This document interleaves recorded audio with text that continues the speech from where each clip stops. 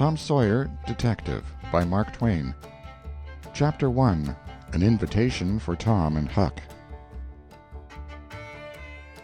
Note: strange as the incidents of this story are, they are not inventions, but facts, even to the public confession of the accused. I take them from an old-time Swedish criminal trial, change the characters, and transfer the scenes to America. I have added some details, but only a couple of them are important ones.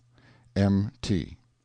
Well, it was the next spring after me and Tom Sawyer set our old nigger Jim free, the time he was chained up for a runaway slave down there on Tom's Uncle Silas's farm in Arkansas. The frost was working out of the ground, and out of the air, too, and it was getting closer and closer on to barefoot time every day.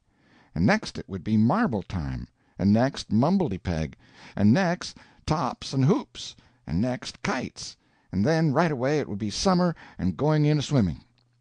It just makes a boy homesick to look ahead like that and see how far off summer is.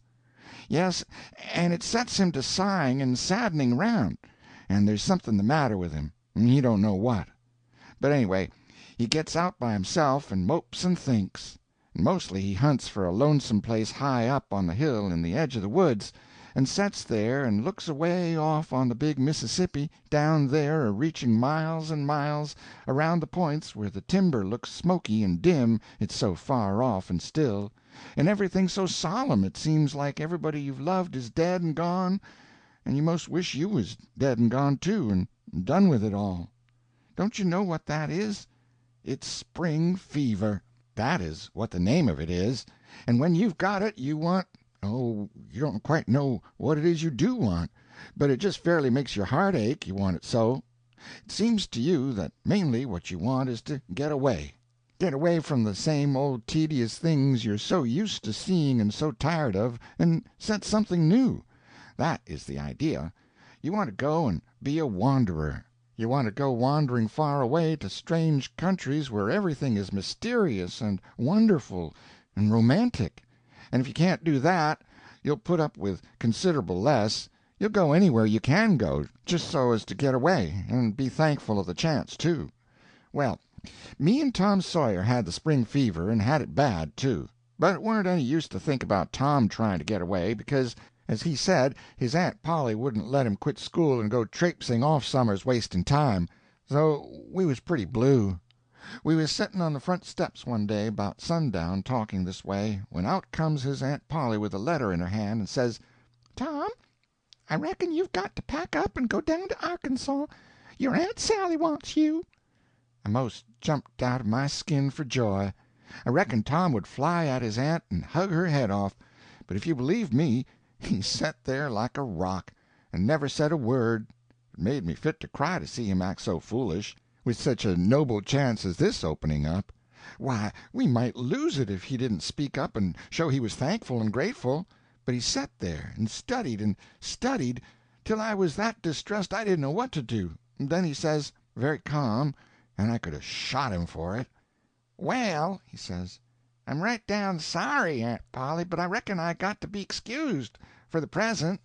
His Aunt Polly was knocked so stupid and so mad at the cold impudence of it that she couldn't say a word for as much as a half a minute, and this gave me a chance to nudge Tom and whisper, "Ain't you got any sense, spiling such a noble chance as this and throwing it away?"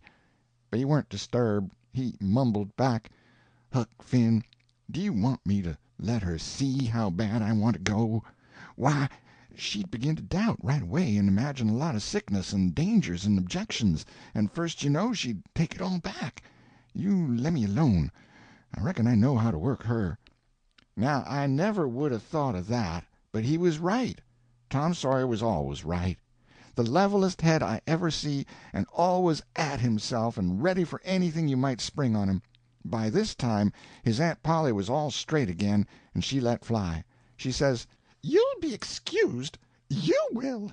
Well, I never heard the like of it in all my days. The idea of you talking like that to me. Now take yourself off and pack your traps, and if I hear another word out of you about what you'll be excused from and what you won't, I lay I'll excuse you with a hickory." She hit his head a thump with her thimble as we dodged by, and he let on to be whimpering as we struck for the stairs. Up in his room he hugged me, he was so out of his head for gladness because he was going traveling, and he says, before we get away she'll wish she hadn't let me go, but she won't know any way to get around it now. After what she's said, her pride won't let her take it back. Tom was packed in 10 minutes, all except what his aunt and Mary would finish up for him. Then we waited 10 more for her to get cool down and sweet and gentle again, for Tom said it took her 10 minutes to unruffle in times when half of her feathers was up, but 20 when they was all up, and this was one of the times when they was all up. Then we went down, being in a sweat to know what the letter said. She was setting there in a brown study with it laying in her lap. We set down, and she says, they're in considerable trouble down there, and they think you and Huck'll be a kind of diversion for them. Comfort, they say. Much of that they'll get out of you and Huck Finn, I reckon. There's a neighbor named Brace Dunlap that's been wanting to marry their Benny for 3 months, and at last they told him point blank and once for all he couldn't. So he has soured on them, and they're worried about it. I reckon he's somebody they think they better be on the good side of, for they've tried to please him by hiring his no-account brother to help on the farm when they can't hardly afford it, and don't want him around anyhow. Who are the Dunlaps? They live about a mile from Uncle Silas's place, Aunt Polly. All the farmers live about a mile apart down there, and Brace Dunlap is a long sight richer than any of the others, and owns a whole grist of niggers. He's a widower, 36 years old, without any children, and is proud of his money and overbearing, and everybody is a little afraid of him. I judge he thought he could have any girl he wanted just for the asking, and it must have set him back a good deal when he found he couldn't get Benny. Why, Benny's only half as old as he is, and just as sweet and lovely as—well, you've seen her. Poor old Uncle Silas, why, it's pitiful, him trying to curry favor that way. So hard pushed and poor, and yet hiring that useless Jubiter Dunlap to please his ornery brother. What a name, Jubiter! Where'd he get it? It's only just a nickname. I reckon they'd forgot his real name long before this. He's 27 now, and has had it ever since the first time he ever went in swimming. The school-teacher seen a round brown mole the size of a dime on his left leg above his knee, and 4 little bits of moles around it, when he was naked, and he said it minded him of Jubiter and his moons, and the children thought it was funny, and so they got to calling him Jubiter, and he's Jubiter yet. He's tall and lazy and sly and sneaky and rather cowardly, too, but kind of good-natured, and wears long brown hair and no beard, and hasn't got a cent, and Brace boards him for nothing, and gives him his old clothes to wear, and despises him. Jubiter is a twin. What's the other twin like? Just exactly like Jubiter, so they say. Used to was, anyway, but he ain't been seen for 7 years. He got to robbing when he was 19 or 20, and they jailed him. But he broke jail and got away, up north here, summers. They used to hear about him robbing and burglaring now and then, but that was years ago. He's dead now, at least that's what they say. They don't hear about him any more. What was his name? Jake. There wasn't anything more said for a considerable while. The old lady was thinking. At last she says, the thing that is mostly worrying your Aunt Sally is the tempers that man Jubiter gets your uncle into. Tom was astonished, and so was I. Tom says, tempers? Uncle Silas? Land, you must be joking. I didn't know he had any temper.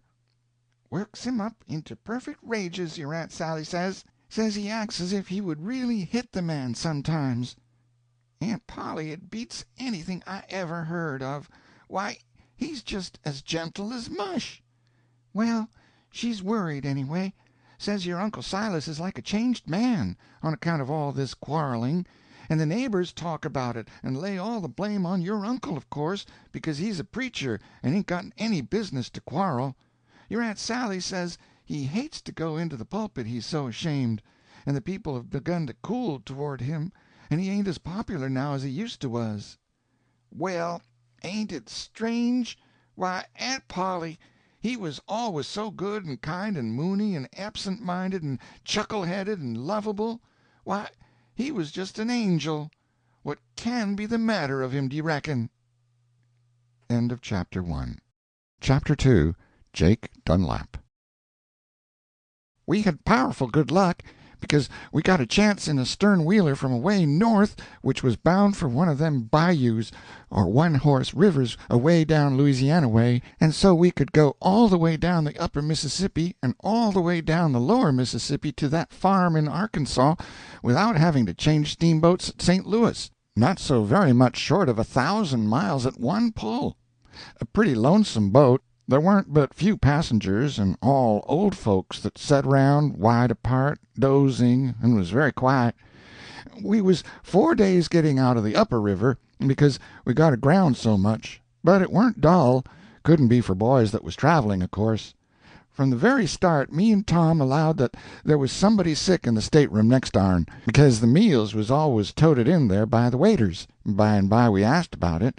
Tom did, and the waiter said it was a man, but he didn't look sick. "Well, but ain't he sick?" "I don't know. Maybe he is. But 'pears to me he's just letting on." "What makes you think that?" "Because if he was sick he would pull his clothes off some time or other. Don't you reckon he would?" "Well, this one don't. At least he don't ever pull off his boots, anyway." "The mischief he don't! Not even when he goes to bed?" "No. It was always nuts for Tom Sawyer. A mystery was. But you'd lay out a mystery in a pie before me and him, and you wouldn't have to say take your choice. It was a thing that would regulate itself, because in my nature I always run to pie, whilst in his nature he has always run to mystery.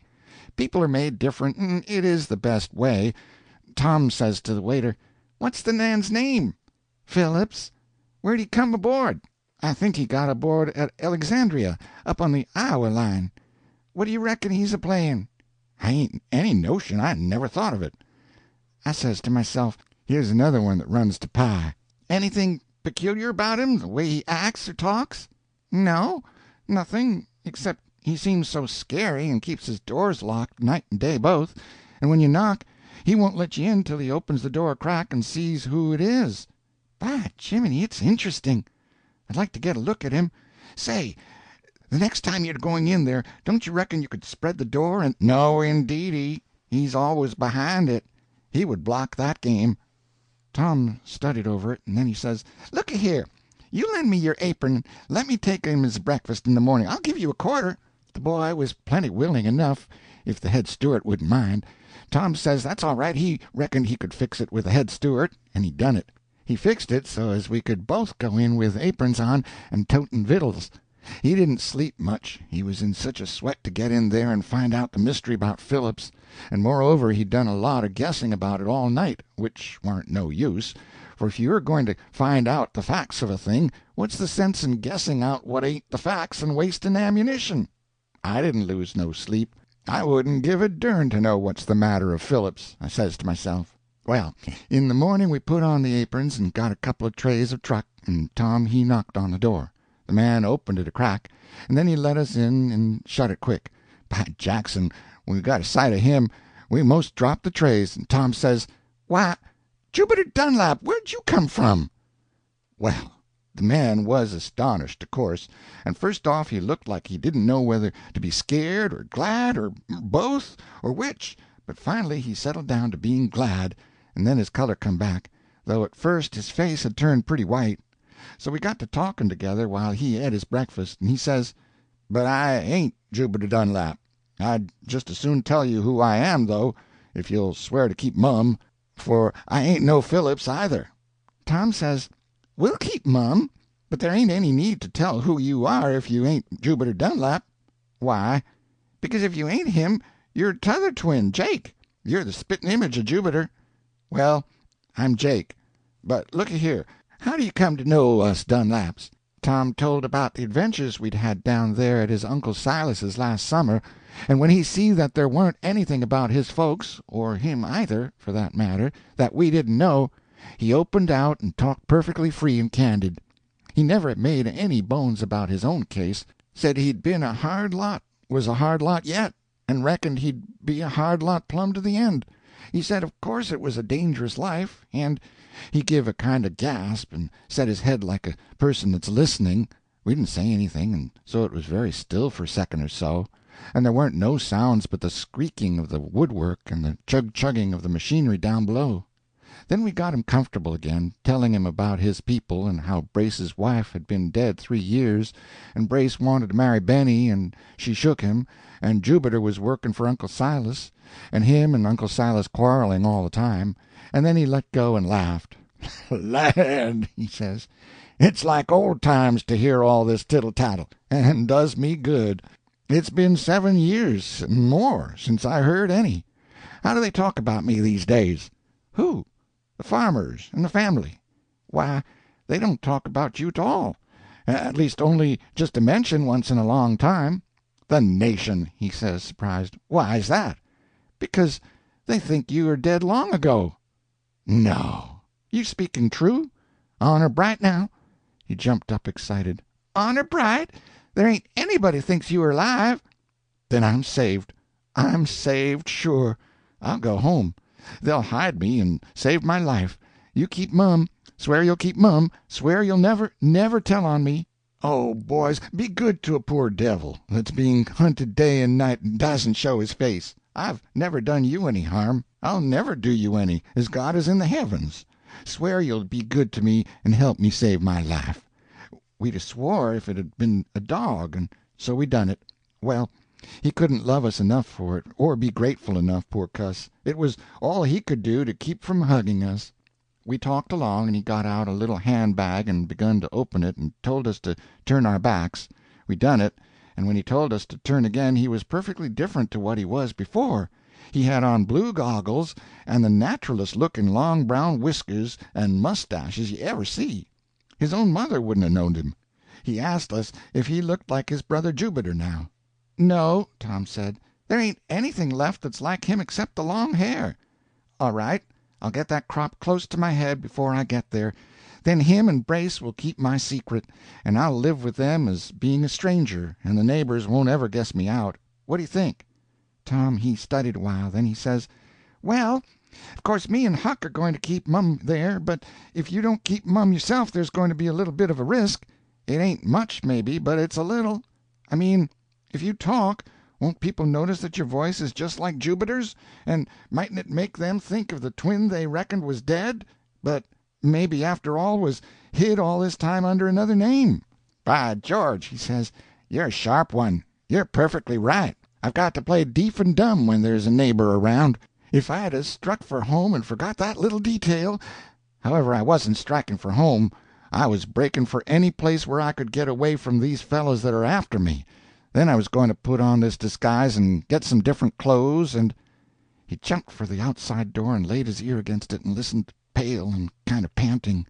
Presently he whispers, "Sounded like cocking a gun. Lord, what a life to lead!" Then he sunk down in a chair, all limp and sick-like, and wiped the sweat off his face. End of Chapter 2. Chapter 3. A Diamond Robbery. From that time out we was with him most all the time, and one or t'other of us slept in his upper berth.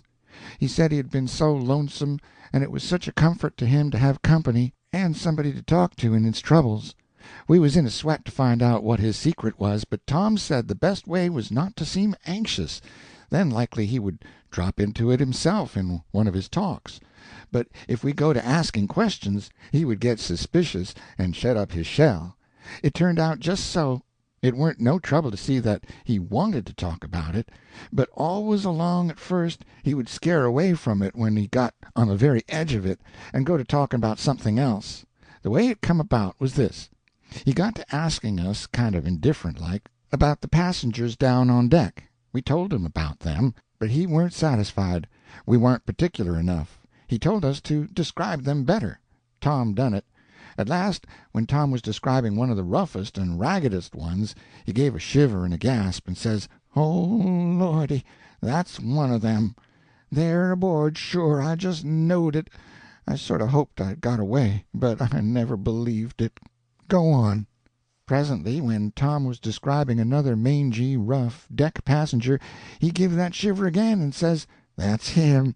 That's the other one. If it would only come a good black stormy night and I could get ashore, You see, they've got spies on me.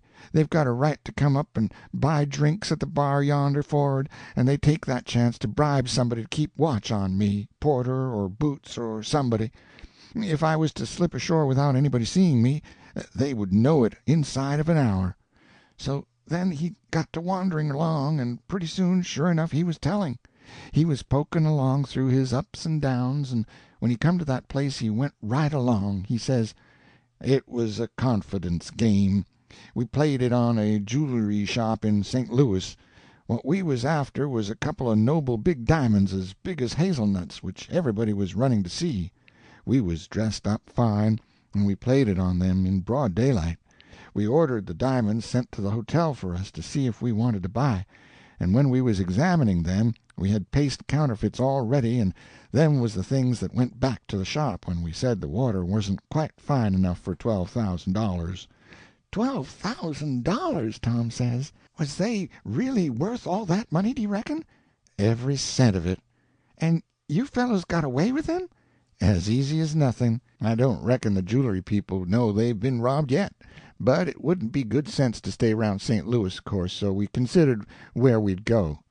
One was for going one way, one another, so we throwed up heads or tails, and the upper Mississippi won. We done up the diamonds in a paper and put our names on it and put it in the keep of the hotel clerk, and told him not to ever let either of us have it again without the others was on hand to see it done. Then we went downtown, each by his own self, because I reckon maybe we all had the same notion. I don't know for certain, but I reckon maybe we had. "What notion?" Tom says. "To rob the others." "What, one take everything, after all of you had helped to get it?" "Certainly." It disgusted Tom Sawyer, and he said it was the orneriest, low-downest thing he ever heard of. But Jake Dunlap said it warn't unusual in the profession. Said when a person was in that line of business he'd got to look out for his own interest. There warn't nobody else going to do it for him. And then he went on, and he says, "You see, the trouble was, you couldn't divide up 2 diamonds amongst 3. If there'd been 3—but never mind about that, there warn't 3. I loafed along the back street studying and studying, and I says to myself, I'll hog them diamonds the first chance I get, and I'll have a disguise all ready, and I'll give the boys the slip, and when I'm safe away I'll put it on, and then let them find me if they can. So I got the false whiskers and the goggles and this countrified suit of clothes, and fetched them along back in a handbag, and when I was passing a shop where they sell all sorts of things I got a glimpse of one of my pals through the window. It was Bud Dixon. I was glad, you bet. I says to myself, I'll see what he buys. So I kept shady and watched. Now what do you reckon it was he bought?" "Whiskers?" said I. "No." "Goggles?" "No." "Oh, keep still, Huck Finn, can't you? You're only just hendering all you can. What was it he bought, Jake?" "You'd never guess it in the world. It was only just a screwdriver, just a wee little bit of a screwdriver." "Well, I declare. What do you want with that?" That's what I thought. It was curious. It clean stumped me. I says to myself, what can he want with that thing? Well, when he come out I stood back out of sight, and then tracked him to a second-hand slop shop and see him buy a red flannel shirt and some old ragged clothes, just the ones he's got on now, as you've described. Then I went down to the wharf and hid my things aboard the up-river boat that we had picked out, and then started back and had another streak of luck. I seen our other pal lay in his stock of old rusty second-handers. We got the diamonds and went aboard the boat. But now we was up a stump, for we couldn't go to bed. We had to set up and watch one another. Pity that was, pity to put that kind of a strain on us, because there was bad blood between us from a couple of weeks back, and we was only friends in the way of business. Bad, anyway, seeing there was only 2 diamonds 'twixt 3 men. First we had supper, and then tramped up and down the deck together, smoking till most midnight. Then we went and set down in my stateroom and locked the doors and looked in the piece of paper to see if the diamonds was all right. Then laid it on the lower berth right in full sight, and there we set, and by and by it got to be dreadful hard to keep awake. At last Bud Dixon he dropped off. As soon as he was snoring a good regular gait that was likely to last, and had his chin on his breast and looked permanent, Hal Clayton nodded towards the diamonds and then towards the outside door, and I understood. I reached and got the paper, and then we stood up and waited perfectly still, but never stirred. I turned the key of the outside door very soft and slow, then turned the knob the same way, and we went tiptoeing out onto the guard, and shut the door very soft and gentle. There warn't nobody stirring anywhere, and the boat was slipping along, swift and steady, through the big water and the smoky moonlight. We never said a word, but went straight up onto the hurricane deck and plumb back aft and set down on the end of the skylight. Both of us knowed what that meant, without having to explain to one another. Bud Dixon would wake up and miss the swag, and would come straight for us, for he ain't afeard of anything or anybody, that man ain't. He would come, and we would heave him overboard or get killed trying. It made me shiver, because I ain't as brave as some people, but if I showed the white feather, well, I knowed better than do that. I kind of hoped the boat would land somers, and we could skip ashore and not have to run the risk of this row, I was so scared of Bud Dixon. But she was an upper river tub, and there warn't no real chance of that. Well, the time strung along, and that fellow never come. Why, it strung along till dawn begun to break, and still he never come. Thunder, I says, what do you make out of this? Ain't it suspicious? Land, Hal says, do you reckon he's playing us? Open the paper. I done it, and by gracious, there warn't anything in it but a couple of little pieces of loaf sugar. That's the reason he could set there and snooze all night so comfortable. Smart? Well, I reckon. He had had them two papers all fixed and ready, and he had put one of them in place of t'other right under our noses. We felt pretty cheap, but the thing to do straight off was to make a plan, and we done it. We would do up the paper again, just as it was, and slip in, very elaborate and soft, and lay it on the bunk again, and let on we didn't know about any trick, and hadn't any idea he was a-laughing at us behind them bogus snores of his'n, and we would stick by him, and the first night we was ashore we would get him drunk and search him, and get the di'monds, and do for him, too, if it warn't too risky. If we got the swag, we'd got to do for him, or he would hunt us down and do for us, sure. But I didn't have no real hope. I knowed we could get him drunk, he was always ready for that, but what's the good of it? You might search him a year and never find— Well, right there I catched my breath and broke off my thought, for an idea went ripping through my head that tore my brains to rags, and land, but I felt gay and good. You see, I had had my boots off to unswell my feet, and just then I took up one of them to put it on, and I catched a glimpse of the heel bottom, and it just took my breath away. You remember about that puzzlesome little screwdriver? You bet I do, says Tom, all excited.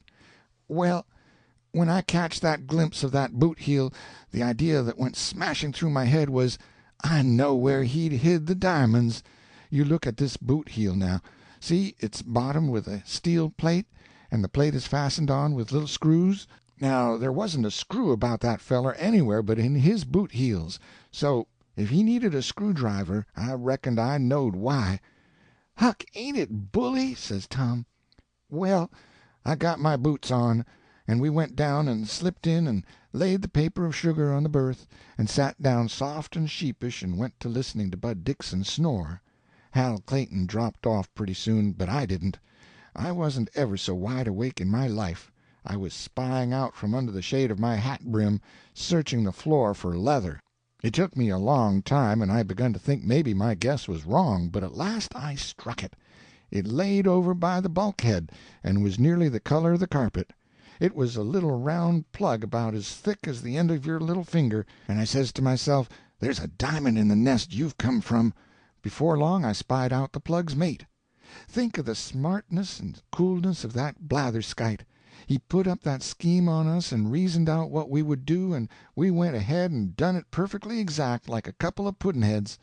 He set there and took his own time to unscrew his heel plates and cut out his plugs and stick in the di'monds and screw on his plates again. He allowed we would steal the bogus swag and wait all night for him to come up and get drowned, and by George, it's just what we done. I think it was powerful smart. You bet your life it was, says Tom, just full of admiration. End of Chapter 3. Chapter 4, The Three Sleepers. Well, all day we went through the humbug of watching one another, and it was pretty sickly business for two of us and hard to act out, I can tell you. About night we landed at one of them little Missouri towns high up toward Iowa, and had supper at the tavern, and got a room upstairs with a cot and a double bed in it.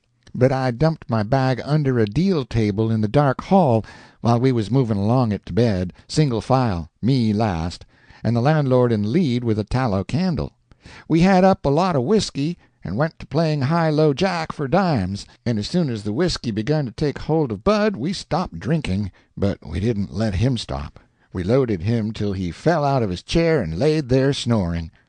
We was ready for business now. I said we'd better pull our boots off, and his'n too, and not make any noise, then we could pull him and haul him around and ransack him without any trouble. So we done it. I set my boots and Bud's side by side, where they'd be handy. Then we stripped him and searched his seams and his pockets and his socks and inside of his boots and everything, and searched his bundle. Never found any diamonds. We found the screwdriver, and Hal says, What do you reckon he wanted with that? and I said I didn't know. But when he wasn't looking I hooked it. At last Hal he looked beat and discouraged, and said we'd got to give it up. That was what I was waiting for. I says, There's one place we hain't searched. What place is that? He says. His stomach. By gracious, I never thought of that. Now we're on the home stretch, to a dead moral certainty. How'll we manage? Well, I says, just stay by him till I turn out and hunt up a drug store, and I reckon I'll fetch something that'll make them diamonds tired of the company they're keeping. He said that's the ticket, and with him looking straight at me I slid myself into Bud's boots instead of my own, and he never noticed. They was just a shade large for me, but that was considerable better than being too small. I got my bag as I went a-groping through the hall, and in about a minute I was out the back way and stretching up the river road at a 5-mile gait, and not feeling so very bad neither. Walking on diamonds don't have no such effect.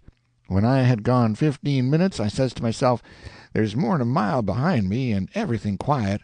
Another 5 minutes, and I says there's considerable more land behind me now, and there's a man back there that's begun to wonder what's the trouble. Another 5, and I says to myself, he's getting real uneasy, he's walking the floor now. Another 5, and I says to myself, there's 2.5 miles behind me, and he's awful uneasy, beginning to cuss, I reckon. Pretty soon I says to myself, 40 minutes gone, he knows there's something up. 50 minutes, the truth's a-bustin' on him now.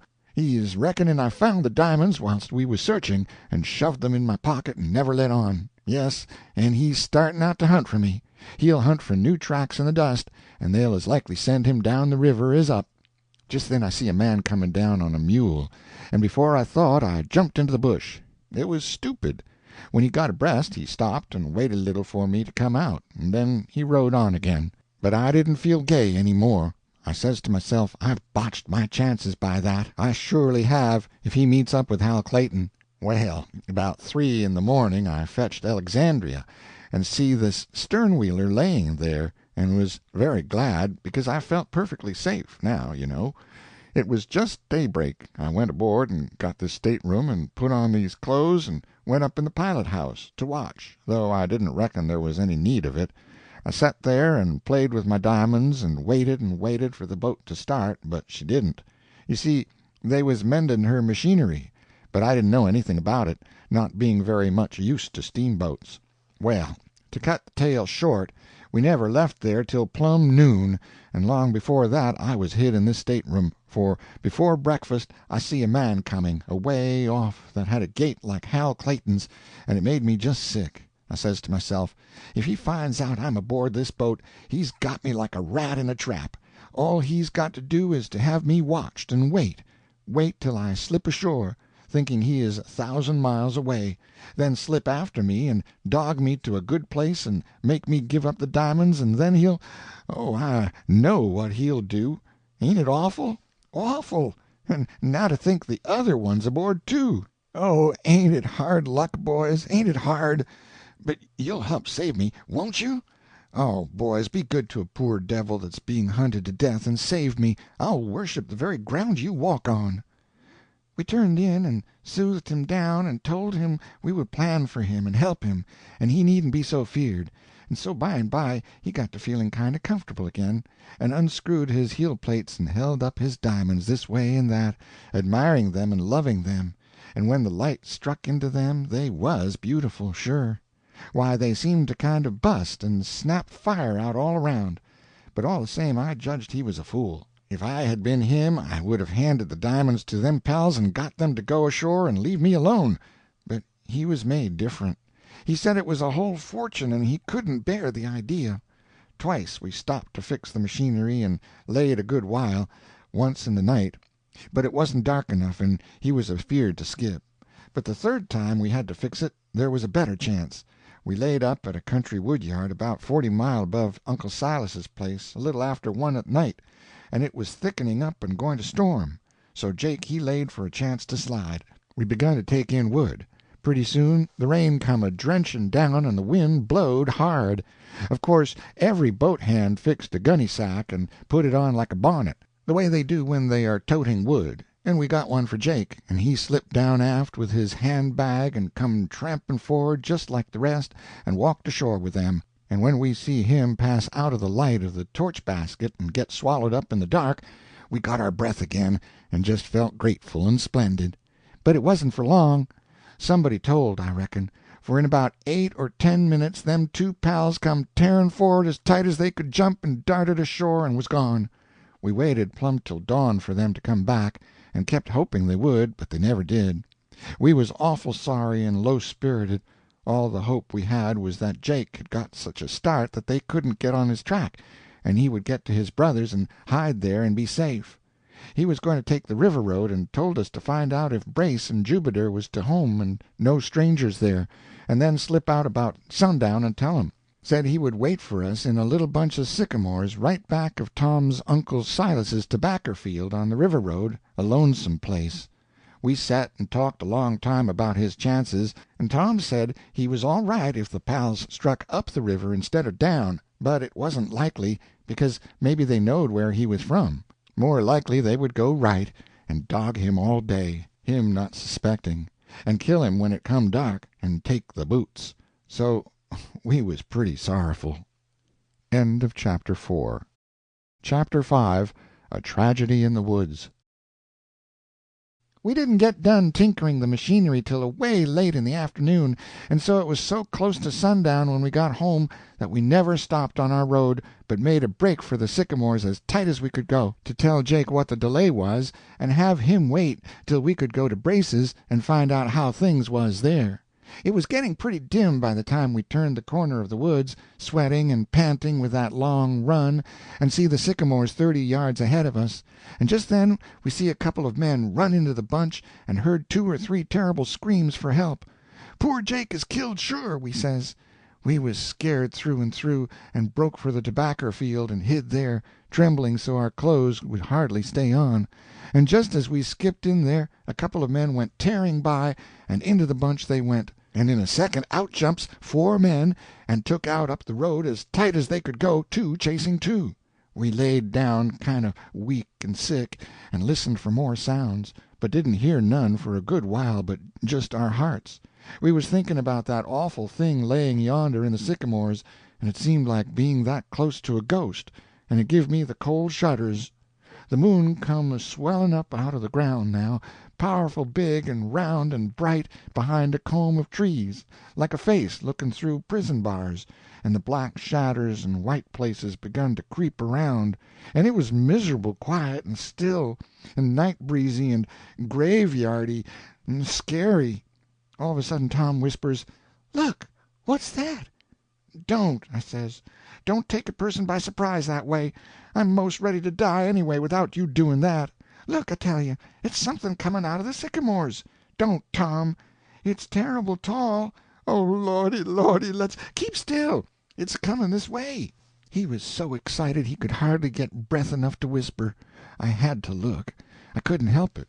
So now we was both on our knees with our chins on a fence rail and gazing, yes, and gasping too.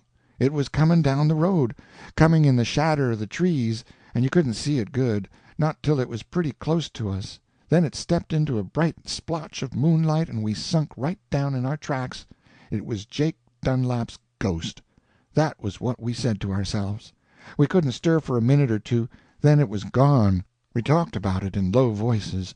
Tom says, "They're mostly dim and smoky, or like they've made out of fog, but this one wasn't." "No," I says, "I seen the goggles and the whiskers perfectly plain." "Yes, and the very colors in them loud countrified Sunday clothes, plaid breeches, green and black, cotton velvet waistcoat, fire red and yaller squares, leather straps to the bottoms of the breeches legs, and one of them hanging unbuttoned. Yes, and that hat, what a hat for a ghost to wear! You see, it was the first season anybody wore that kind, a black stiff-brim stovepipe, very high and not smooth, with a round top, just like a sugar loaf. Did you notice if its hair was the same, Huck?" "No. Seems to me I did, then again it seems to me I didn't." "I didn't either. But it had its bag along, I noticed that." "So did I. How can there be a ghost bag, Tom?" "Sho! I wouldn't be as ignorant as that if I was you, Huck Finn. Whatever a ghost has turns to ghost stuff. They've got to have their things like anybody else. You see yourself that its clothes was turned to ghost stuff. Well, then, what's to hinder its bag from turning too? Of course it done it." That was reasonable. I couldn't find no fault with it. Bill Withers and his brother Jack come along by, talking, and Jack says, "What do you reckon he was toting?" "I don't know, but it was pretty heavy." "Yes, all he could lug. Nigger stealing corn from old Parson Silas, I judged." "So did I. And so I allowed I wouldn't let on to see him. That's me, too." Then they both laughed, and went on out of hearing. It showed how unpopular old Uncle Silas had got to be, now. They wouldn't have let a nigger steal anybody else's corn and never done anything to him. We heard some more voices mumbling along towards us and getting louder, and sometimes a cackle of a laugh. It was Lem Beebe and Jim Lane. Jim Lane says, "Who? Jubiter Dunlap?" "Yes." "Oh, I don't know. I reckon so. I seen him spading up some ground along about an hour ago, just before sundown. Him and the parson. Said he guessed he wouldn't go tonight, but we could have his dog if we wanted him." "Too tired, I reckon." "Yes, works so hard." "Oh, you bet." They cackled at that, and went on by. Tom said we better jump out and tag along with them, because they was going our way and it wouldn't be comfortable to run across the ghost all by ourselves. So we done it, and got home all right. That night was the 2nd of September, a Saturday. I shan't ever forget it. You'll see why pretty soon. End of Chapter 5. Chapter 6. Plans to secure the diamonds.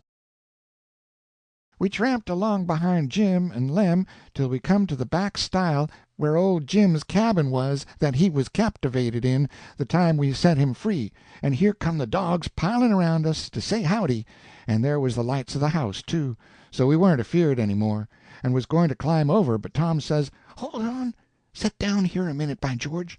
"What's the matter?" says I. "Matter enough," he says. "Wasn't you expecting we would be the first to tell the family who it is that's been killed yonder in the sycamores, and all about them rapscallions that done it, and about the diamonds they've smooched off of the corpse, and painted up fine, and have the glory of being the ones that knows a lot more about it than anyone else? Why, of course, it wouldn't be you, Tom Sawyer, if you was to let such a chance go by. I reckon it ain't going to suffer none for lack of paint," I says, "when you start in to scollop the facts." "Well, now," he says, perfectly calm, "what would you say if I was to tell you I ain't going to start it at all?" I was astonished to hear him talk so. I says, "I'd say it's a lie. You ain't in earnest, Tom Sawyer?" "You'll soon see." "Was the ghost barefooted?" "No, he wasn't." "What of it?" "You wait, I'll show you what." "Did it have its boots on?" "Yes, I seen them plain." "Swear it?" "Yes, I swear it." "So do I. Now, do you know what that means?" "No. What does it mean?" "Means that them thieves didn't get the diamonds." "Jiminy, what makes you think that?" "I don't only think it, I know it. Didn't the breeches and goggles and whiskers and hand-bag and every blessed thing turn to ghost stuff? Everything it had on turned, didn't it?" It shows that the reason its boots turned too was because it still had them on after it started to go hantin' around, and if that ain't proof that them blather skites didn't get the boots, I'd like to know what you'd call proof. Think of that, now. I never see such a head as that boy had. Why, I had eyes and I could see things, but they never meant nothing to me. But Tom Sawyer was different. When Tom Sawyer seen a thing, it just got up on its hind legs and talked to him, told him everything it knowed. I never see such a head. Tom Sawyer, I says, I'll say it again as I've said it a many a time before. I ain't fitting to black your boots. But that's all right. That's neither here nor there. God Almighty made us all, and some He give eyes that's blind, and some He gives eyes that can see, and I reckon it ain't none of our lookout what He done it for. It's all right, or He'd have fixed it some other way. And go on, I see plenty plain enough now that them thieves didn't get away with the diamonds. Why didn't they, do you reckon? Because they got chased away by them other two men before they could pull the boots off the corpse. That's so. I see it now. But looky here, Tom, why ain't we to go and tell about it? Oh, shucks, Huck Finn, can't you see? Look at it. What's a going to happen? There's going to be an inquest in the morning. Them two men will tell how they heard the yells and rushed there just in time to not save the stranger. Then the jury'll twaddle and twaddle and twaddle, and finally they'll fetch in a verdict that he got shot or stuck or busted over the head with something, and come to his death by the inspiration of God, and after they've buried him they'll auction off his things for to pay the expenses, and then's our chance. How, Tom? Buy the boots for $2. Well, it most took my breath. My land! Why, Tom, we'll get the diamonds. You bet. Some day there'll be a big reward offered for them, $1,000 sure. That's our money. Now we'll trot in and see the folks. And mind you, we don't know anything about any murder or any diamonds or any thieves. Don't you forget that. I had to sigh a little over the way he had got it fixed. I'd 'a' sold them diamonds, yes, sir, for $12,000, but I didn't say anything. It wouldn't have done any good. I says, but what are we going to tell your Aunt Sally has made us so long getting down here from the village, Tom? Oh, I'll leave that to you, he says. I reckon you can explain it somehow. He was always just that strict and delicate. He never would tell a lie himself. We struck across the big yard, noticing this, that, and the other thing that was so familiar, and we so glad to see it again, and when we got to the roofed big passageway betwixt the double log house and the kitchen part, there was everything hanging on the wall just as it used to was, even to Uncle Silas's old faded green baize working gown with the hood to it, and raggedy white patch between the shoulders that always looked like somebody had hit him with a snowball. And then we lifted the latch and walked in. Aunt Sally she was just a ripping and a tearing around, and the children was huddled in one corner, and the old man he was huddled in the other and praying for help in time of need. She jumped for us with joy and tears running down her face, and give us a whacking box on the ear, and then hugged us and kissed us and boxed us again, and just couldn't seem to get enough of it, she was so glad to see us. And she says, "Where have you been a-loafing to, you good-for-nothing trash? I've been that worried about you I didn't know what to do. Your traps has been here ever so long, and I've had supper cooked fresh about 4 times so as to have it hot and good when you come, till at last my patience is just plumb wore out, and I declare why, I could skin you alive. You must be starving, poor things. Sit down, everybody. Don't lose no more time." It was good to be there again, behind all that noble corn pone and spare ribs and everything that you could ever want in this world. Old Uncle Silas, he peeled off one of his bulliest old-time blessings, with as many layers to it as an onion, and whilst the angels was hauling in the slack of it, I was trying to study up what to say about what kept us so long.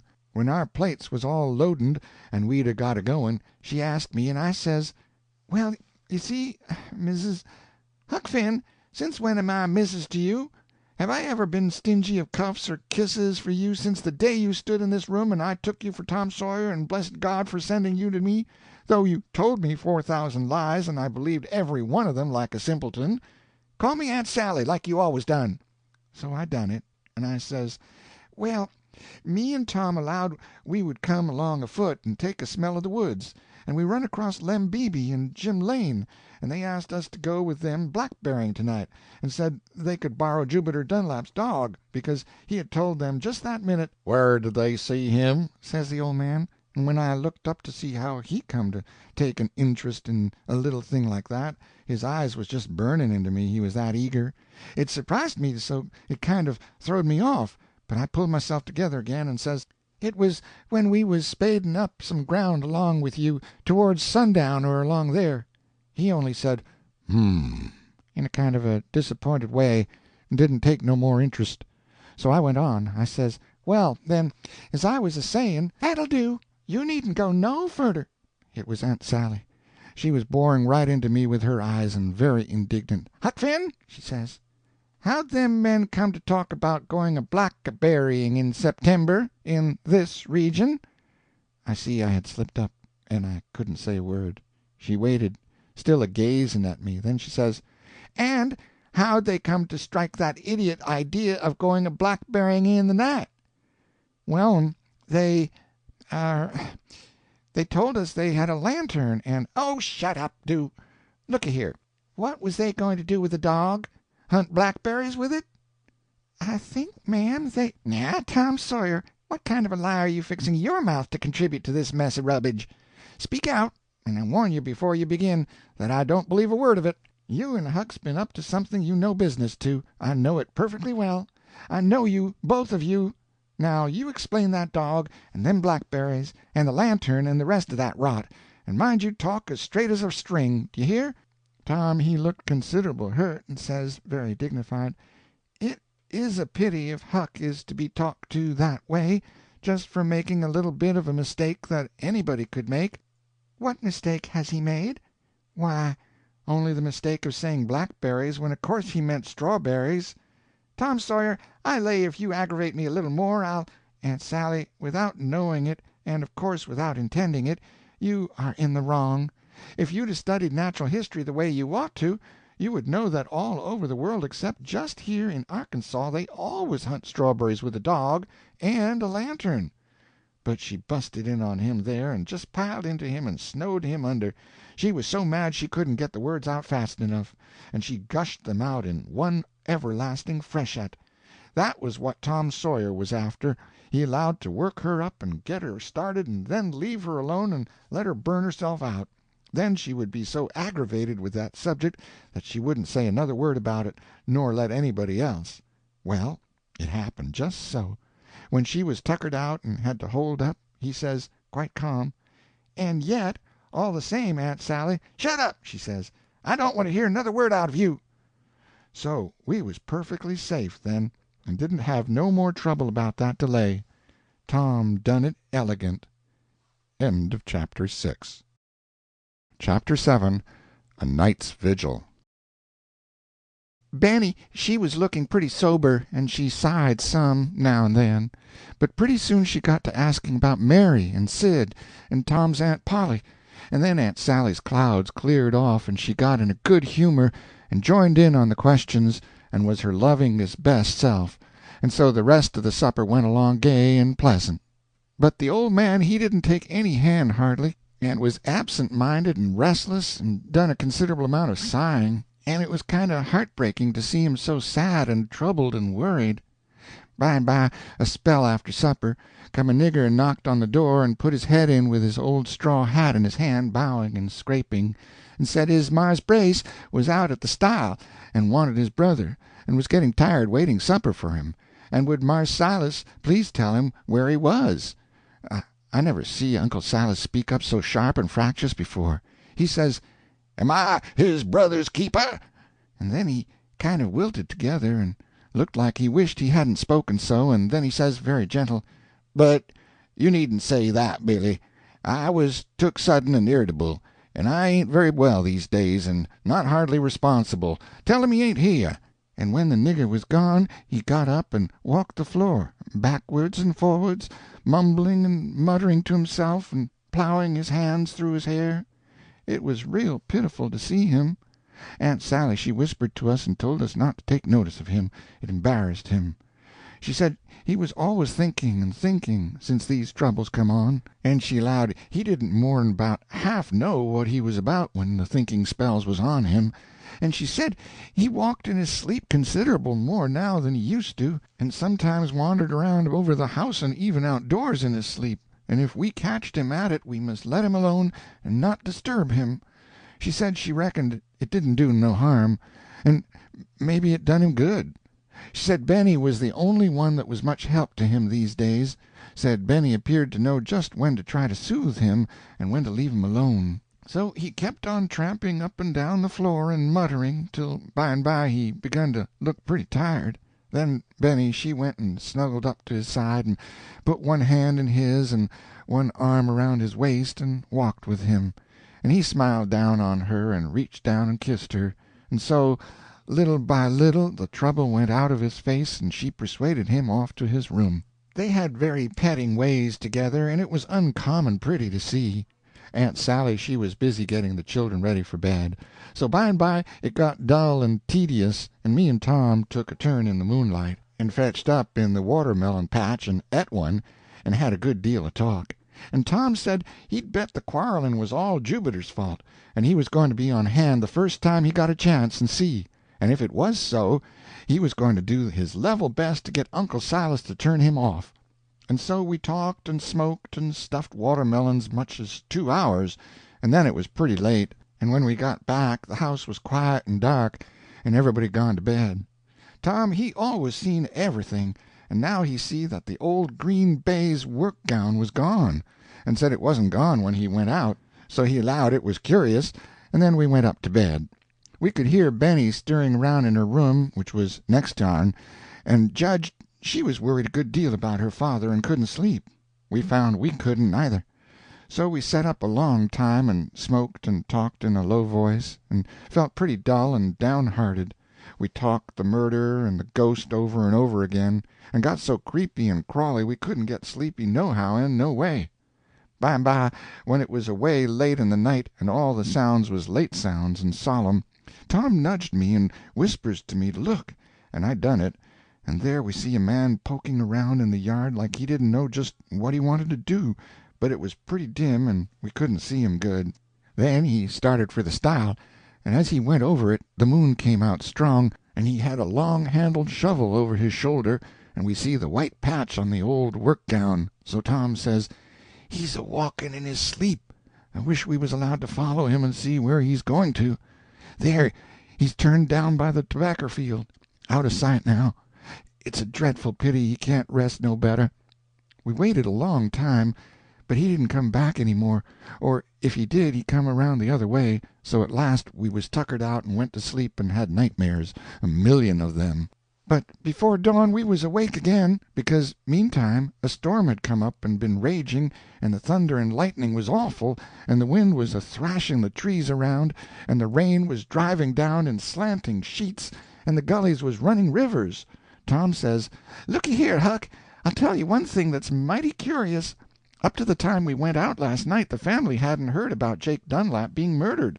Now, the men that chased Hal Clayton and Bud Dixon away would spread the thing around in half an hour, and every neighbor that heard it would shin out and fly around from one farm t'other and try to be the first to tell the news. Land, they don't have such a big thing as that to tell twice in 30 year. Huck, it's mighty strange. I don't understand it." So then he was in a fidget for the rain to let up, so we could turn out and run across some of the people and see if they would say anything about it to us, and he said if they did we must be horribly surprised and shocked. We was out and gone the minute the rain stopped. It was just broad day then. We loafed along up the road, and now and then met a person and stopped and said howdy, and told them when we come, and how we left the folks at home, and how long we was going to stay, and all that. But none of them said a word about that thing, which was just astonishing and no mistake.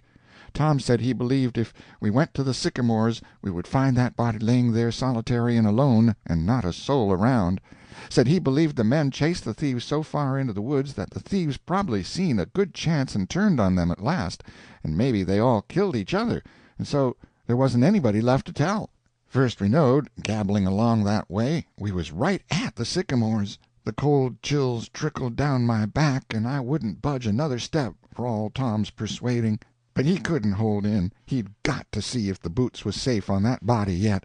So he crope in, and the next minute out he comes again with his eyes bulging, he was so excited, and says, "Huck, it's gone!"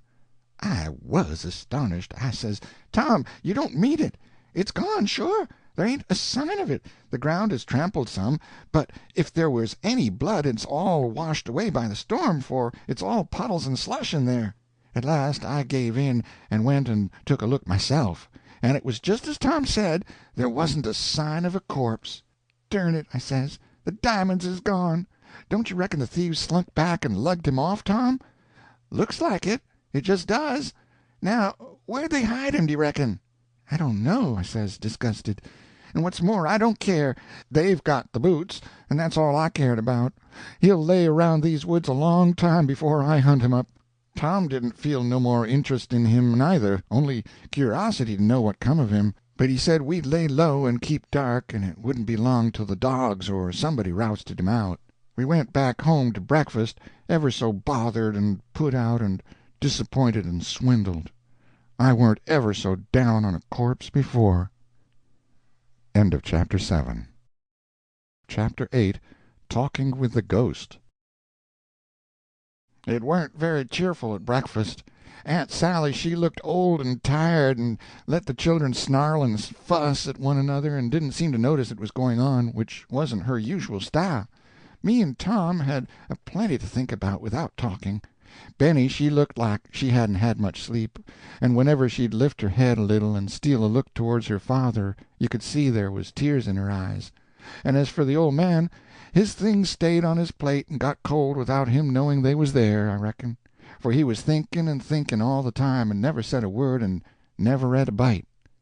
By and by, when it was stillest, that nigger's head was poked in at the door again, and he said his Mars Brace was getting powerful uneasy about Mars Jubiter, which hadn't come home yet, and would Mars Silas please. He was looking at Uncle Silas, and he stopped there, like the rest of his words was froze. For Uncle Silas he rose up shaky and steadied himself, leaning his fingers on the table, and he was panting, and his eyes was set on the nigger, and he kept swallowing, and put his other hand up to his throat a couple of times, and at last he got his words started and says, "Does he think, what does he think? Tell him." Then he sunk down in his chair, limp and weak, and says, so as you could hardly hear him, "Go away, go away." Nigger looked scared and cleared out, and we all felt, well, I don't know how we felt it, but it was awful, with the old man panting there and his eyes set and looking like a person that was dying. None of us could budge. But Benny, she slid around soft, with her tears running down, and stood by his side, and nestled his old gray head up against her, and begun to stroke it and pet it with her hands, and nodded to us to go away, and we done it, going out very quiet, like the dead was there. Me and Tom struck out for the woods mighty solemn, and saying how different it was now to what it was last summer when we was here and everything was so peaceful and happy, and everybody thought so much of Uncle Silas, and he was so cheerful and simple-hearted and puddin'-headed and good. And now look at him. If he hadn't lost his mind he wasn't much short of it.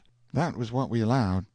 It was a most lovely day now, and bright and sunshiny, and the further and further we went over the hills towards the prairie the lovelier and lovelier the trees and flowers got to be, and the more it seemed strange and somehow wrong that there had to be trouble in such a world as this.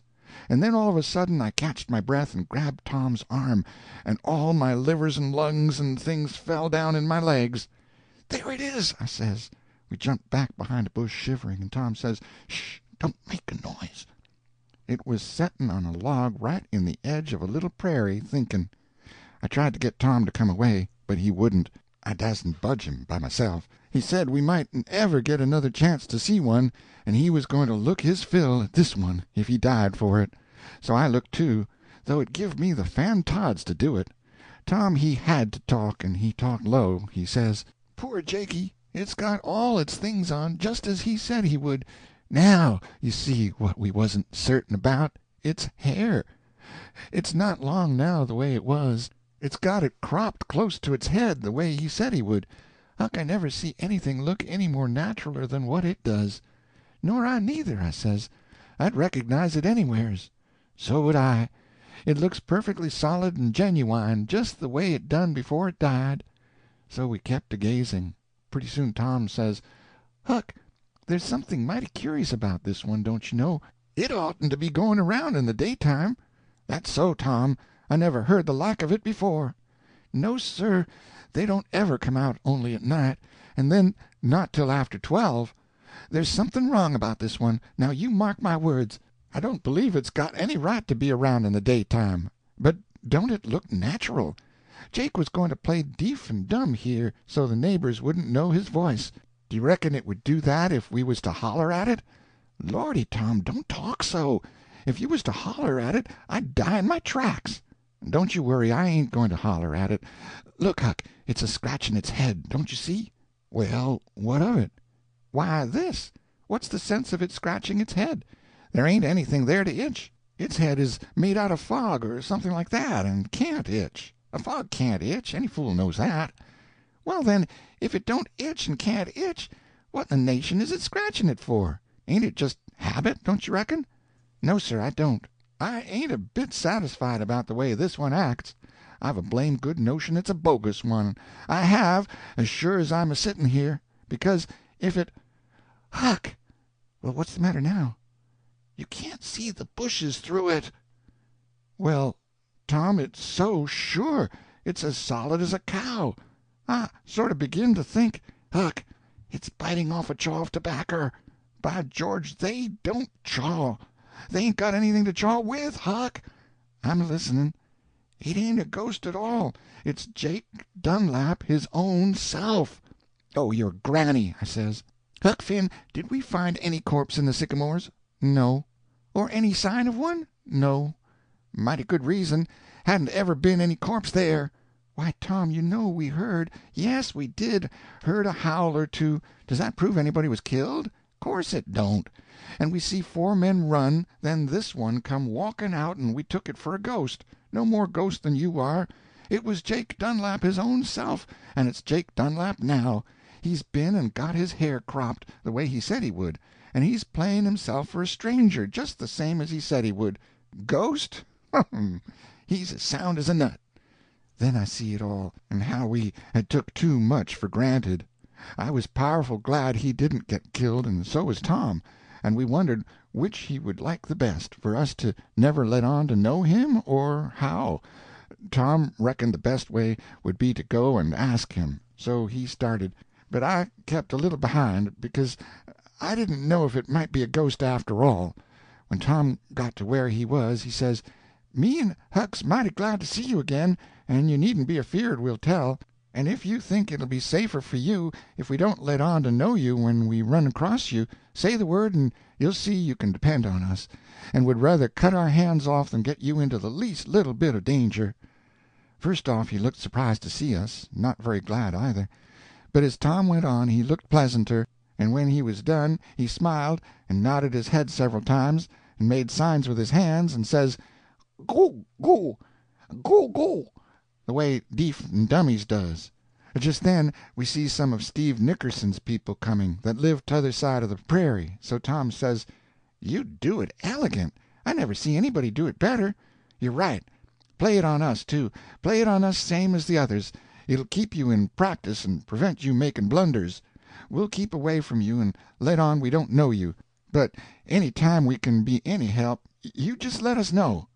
Then we loafed along past the Nickersons, and of course they asked if that was the new stranger yonder, and where'd he come from, and what was his name, and which communion was he, Baptist or Methodist, and which politics, Whig or Democrat, and how long is he staying, and all them other questions that humans always ask when a stranger comes, and animals does, too. But Tom said he warn't able to make anything out of deef and dumb signs, and the same with goo-gooing. Then we watched them go and bullyrag Jake, because we was pretty uneasy for him. Tom said it would take him days to get so he wouldn't forget he was a deef and dummy sometimes, and speak out before he thought. When we had watched long enough to see that Jake was getting along all right and working his signs very good, We loafed along again, allowing to strike the schoolhouse about recess time, which was a 3-mile tramp. I was so disappointed not to hear Jake tell about the row in the sycamores, and how near he come to getting killed, that I couldn't seem to get over it, and Tom he felt the same, but said if we was in Jake's fix we would want to go careful and keep still and not take any chances. The boys and girls was all glad to see us again, and we had a real good time all through recess. Coming to school, the Henderson boys had come across the new deef and dummy and told the rest, so all the scholars was chuck full of him and couldn't talk about anything else, and was in a sweat to get a sight of him because they hadn't ever seen a deef and dummy in their lives, and it made a powerful excitement. Tom said it was tough to have to keep mum now, said we would be heroes if we could come out and tell all we knowed, but after all it was still more heroic to keep mum. There weren't 2 boys in a million could do it. That was Tom Sawyer's idea about it, and I reckon there weren't anybody could better it. End of Chapter 8. Chapter 9. Finding of Jubiter Dunlap. In the next 2 or 3 days Dummy he got to be powerful popular. He went associating around with the neighbors, and they made much of him, and was proud to have such a rattling curiosity among them. They had him to breakfast, they had him to dinner, they had him to supper. They kept him loaded up with hog and hominy, and warn't ever tired staring at him and wondering over him, and wishing they knowed more about him. He was so uncommon and romantic.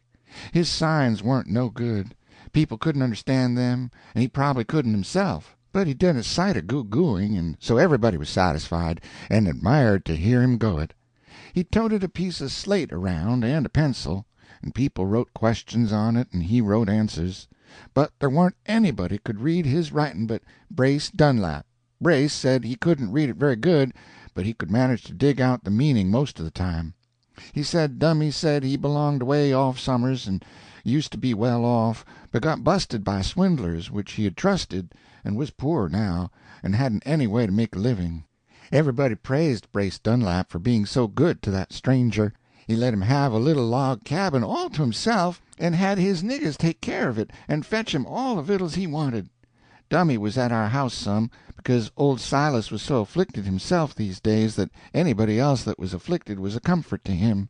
Me and Tom didn't let on that we had knowed him before, and he didn't let on that he had knowed us before. The family talked their troubles out before him the same as if he wasn't there, but we reckoned it wasn't any harm for him to hear what they said. Generally he didn't seem to notice, but sometimes he did. Well, 2 or 3 days went along, and everybody got to getting uneasy about Jubiter Dunlap. Everybody was asking everybody if they had any idea what had become of him. No, they hadn't, they said, and they shook their heads and said there was something powerful strange about it. Another and another day went by. Then there was a report got around that perhaps he was murdered. You bet it made a big stir. Everybody's tongue was clacking away after that.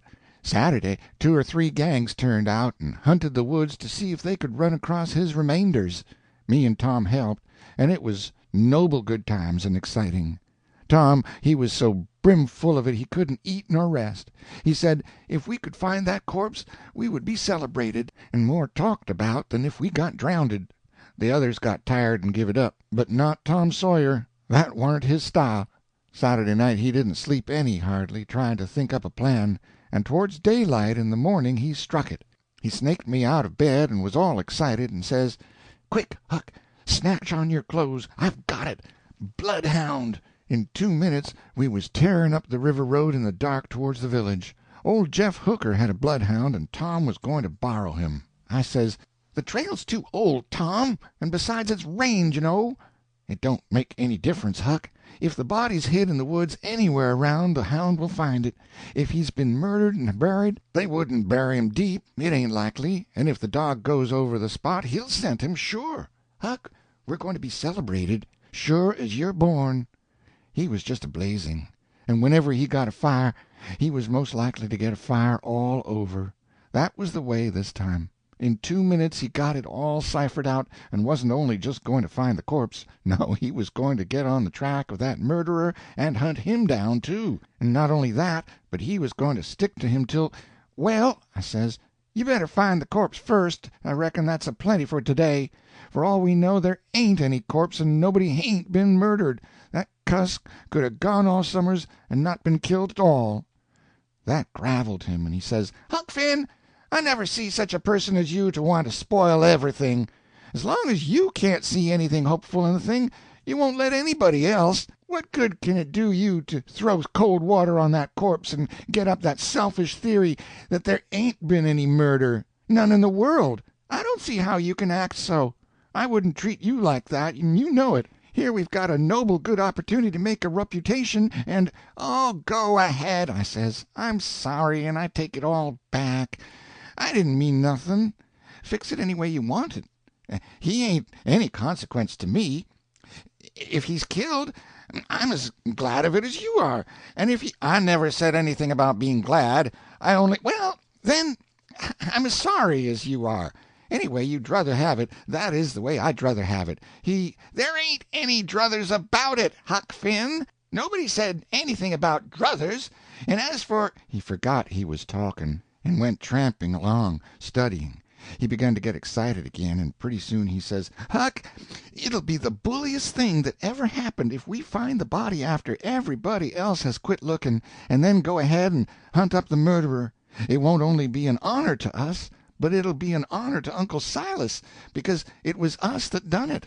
It'll set him up again, you see if it don't." But old Jeff Hooker he throwed cold water on the whole business when we got to his blacksmith shop and told him what we come for. "You can take the dog," he says, "but you ain't a-going to find any corpse, because there ain't any corpse to find. Everybody's quit looking, and they're right. Soon as they come to think, they knowed there warn't no corpse. And I'll tell you for why. What does a person kill another person for, Tom Sawyer? Answer me that." "Why, Answer up. You ain't no fool. What does he kill him for?" "Well, sometimes it's for revenge, and—" "Wait. One thing at a time. Revenge, says you. And right you are. Now, who ever had anything agin that poor trifling no-account? Who do you reckon would want to kill him? That rabbit?"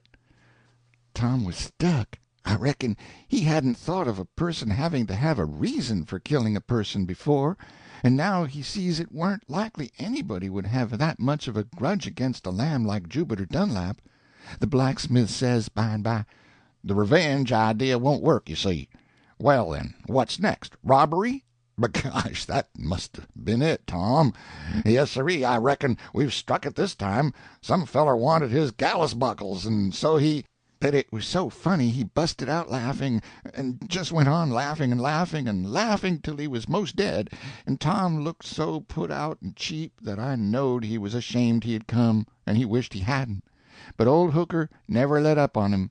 He raked up everything a person ever could want to kill another person about, and any fool could see they didn't any of them fit this case, and he just made no end of fun of the whole business and of the people that had been hunting the body, and he said, if they'd had any sense they'd 'a' knowed the lazy cuss slid out because he wanted a loafing spell after all this work.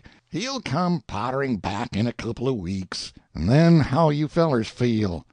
But laws bless you, take the dog and go and hunt his reminders. Do, Tom." Then he busted out and had another of them 40-rod laughs of his'n.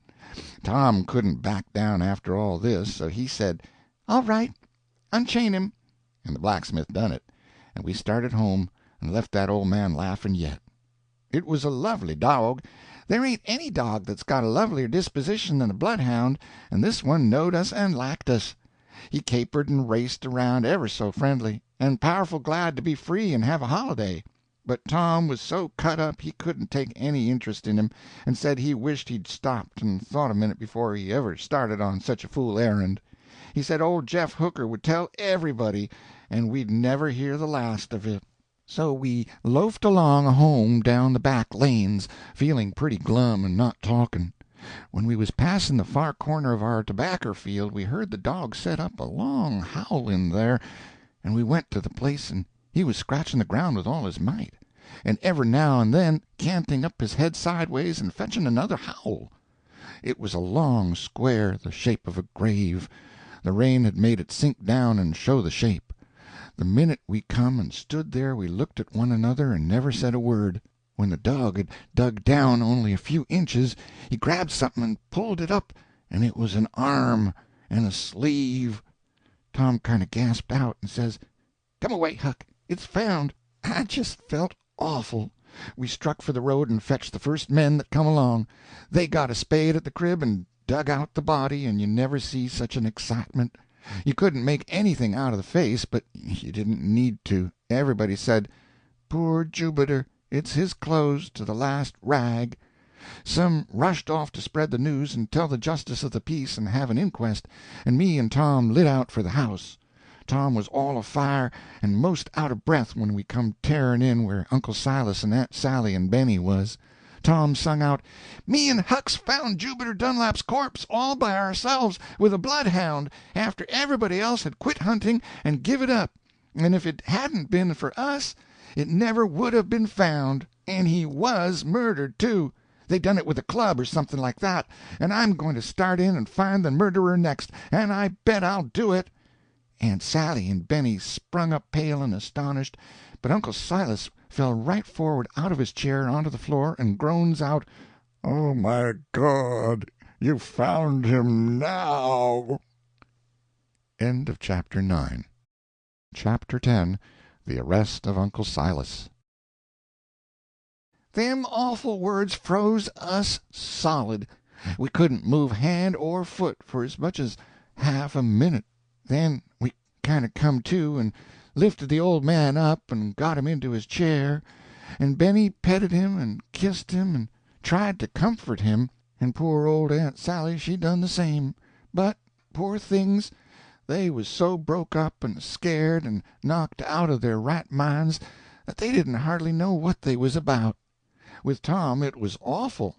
It most petrified him to think maybe he had got his uncle into 1,000 times more trouble than ever, and maybe it wouldn't ever happened if he hadn't been so ambitious to get celebrated and let the corpse alone the way the others done. But pretty soon he sort of come to himself again and says, "Uncle Silas, don't you say another word like that. It's dangerous, and there ain't a shadow of truth in it." Aunt Sally and Benny was thankful to hear him say that, and they said the same, but the old man he wagged his head sorrowful and hopeless, and the tears run down his face, and he says, "No, I done it. Poor Jubiter, I done it." It was dreadful to hear him say it. Then he went on and told about it, and said it happened the day me and Tom come, along about sundown. He said Jubiter pestered him and aggravated him till he was so mad he just sort of lost his mind and grabbed up a stick and hit him over the head with all his might, and Jubiter dropped in his tracks. Then he was scared and sorry, and got down on his knees and lifted his head up and begged him to speak and say he wasn't dead, and before long he come to, and when he see who it was holding his head, he jumped like he was most scared to death, and cleared the fence and tore into the woods and was gone. So he hoped he wasn't hurt bad. But laws, he says, it was only just fear that gave him that last little spurt of strength, and of course it soon played out, and he laid down in the bush, and there wasn't anybody to help him, and he died. Then the old man cried and grieved, and said he was a murderer and the mark of Cain was on him, and he had disgraced his family and was going to be found out and hung. But Tom said, "No, you ain't going to be found out. You didn't kill him. One lick wouldn't kill him. Somebody else done it."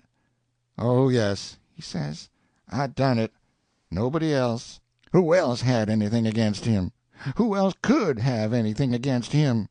He looked up kind of like he hoped some of us could mention somebody that could have a grudge against that harmless no-count, but of course it warn't no use. He had us. We couldn't say a word. He noticed that, and he saddened down again, and I never see a face so miserable and so pitiful to see. Tom had a sudden idea, and says, "But hold on, somebody buried him. Now who—" He shut off sudden. I knowed the reason. It gave me the cold shudders when he said them words, because right away I remembered about us seeing Uncle Silas prowling around with a long-handled shovel away in the night that night, and I knowed Benny seen him too, because she was talking about it one day.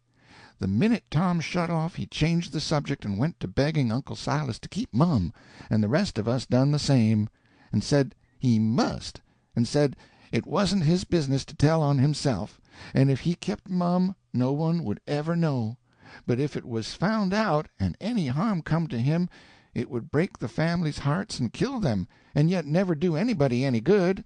So at last he promised. We was all of us more comfortable then, and went to work to cheer up the old man. We told him all he'd got to do was to keep still, and it wouldn't be long till the whole thing would blow over and be forgot. We all said there wouldn't anybody ever suspect Uncle Silas, nor ever dream of such a thing, he being so good and kind, and having such a good character. And Tom says, cordial and hearty, he says, "Why, just look at it a minute, just consider. Here is Uncle Silas, all these years a preacher, at his own expense, all these years doing good with all his might and every way he can think of, at his own expense all the time, always been loved by everybody and respected, always been peaceable and minding his own business, the very last man in this whole deestrict to touch a person, and everybody knows it. Suspect him? Why, it ain't any more possible than—" "By authority of the state of Arkansas, I arrest you for the murder of Jubiter Dunlap," shouts the sheriff at the door. It was awful. Aunt Sally and Benny flung themselves at Uncle Silas, screaming and crying, and hugged him and hung to him, and Aunt Sally said go away, she wouldn't ever give him up, they shouldn't have him, and the niggers they come crowding and crying to the door, and, well, I couldn't stand it. It was enough to break a person's heart, so I got out. They took him up to the little one-horse jail in the village, and we all went along to tell him good-bye, and Tom was feeling elegant, and says to me, "We'll have a most noble good time and heaps of danger some dark night getting him out of there, Huck, and it'll be talked about everywheres and we will be celebrated."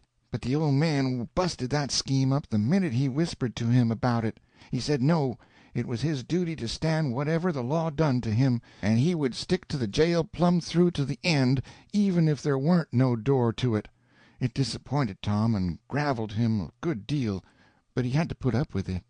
But he felt responsible and bound to get his Uncle Silas free, and he told Aunt Sally the last thing not to worry, because he was going to turn in and work night and day and beat this game and fetch Uncle Silas out innocent, and she was very loving to him and thanked him and said she knowed he would do his very best, and she told us to help Benny take care of the house and the children, and then we had a good-bye cry all around and went back to the farm, and left her there to live with the jailer's wife a month till the trial in October.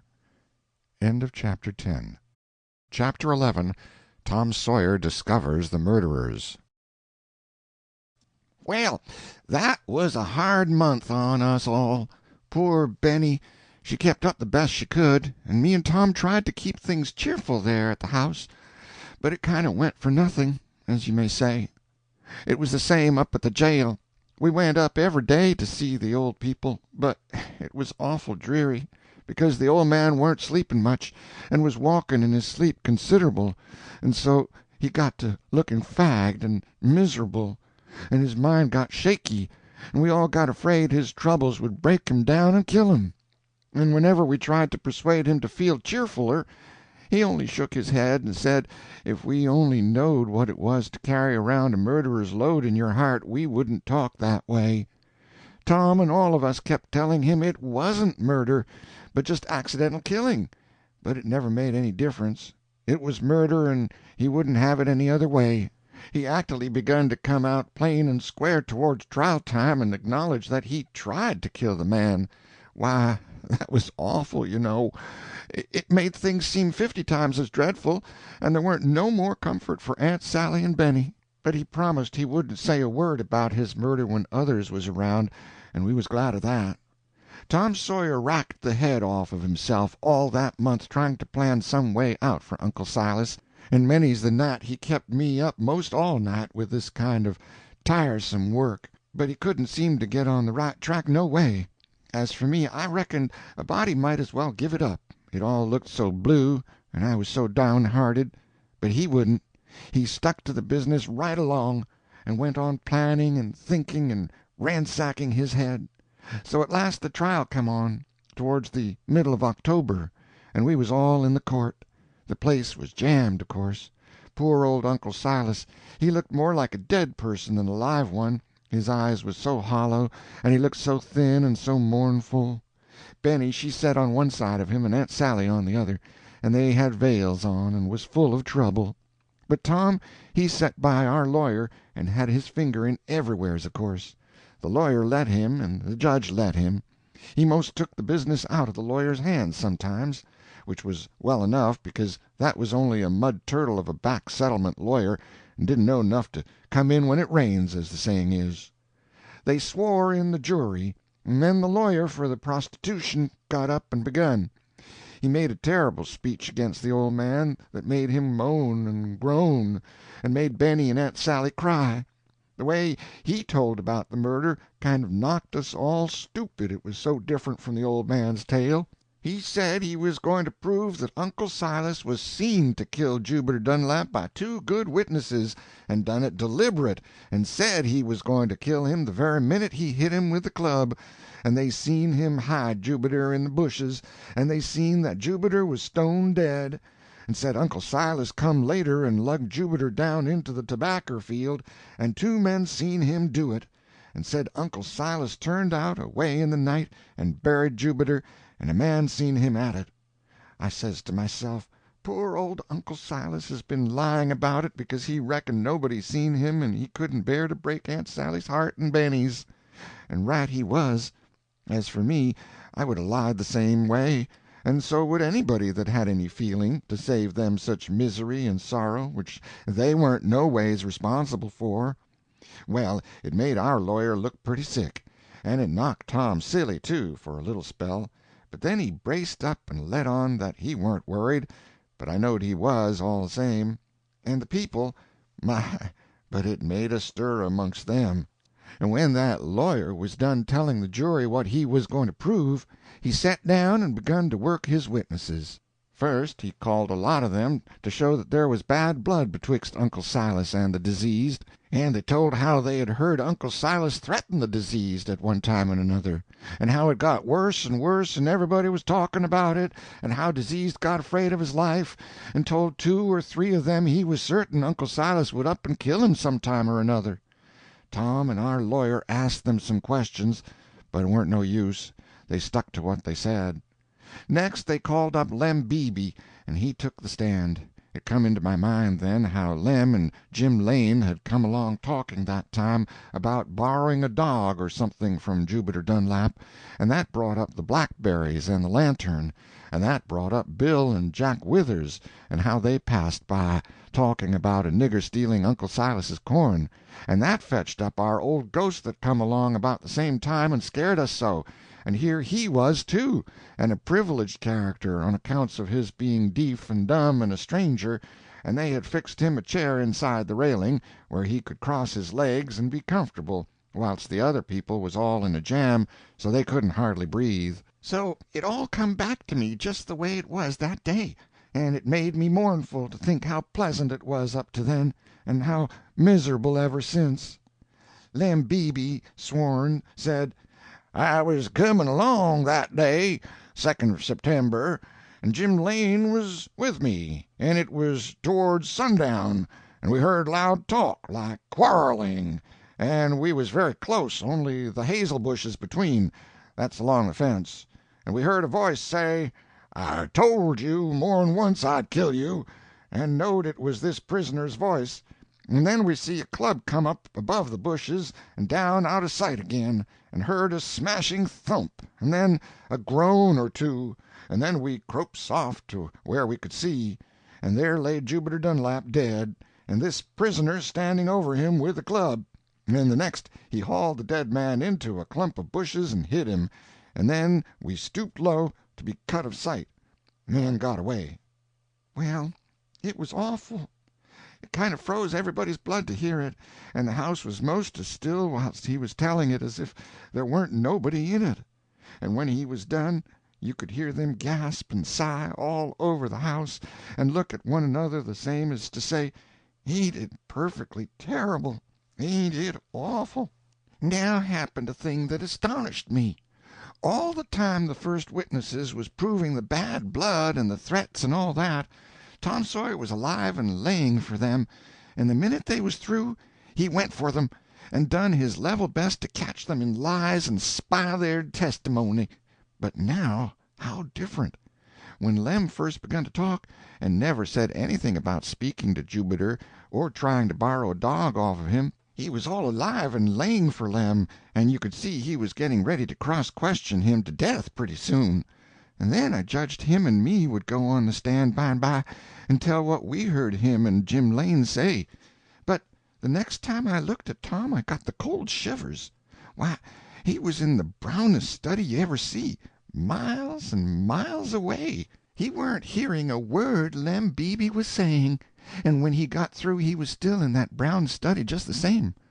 Our lawyer joggled him, and then he looked up startled and says, "Take the witness if you want him. Let me alone. I want to think." Well, that beat me.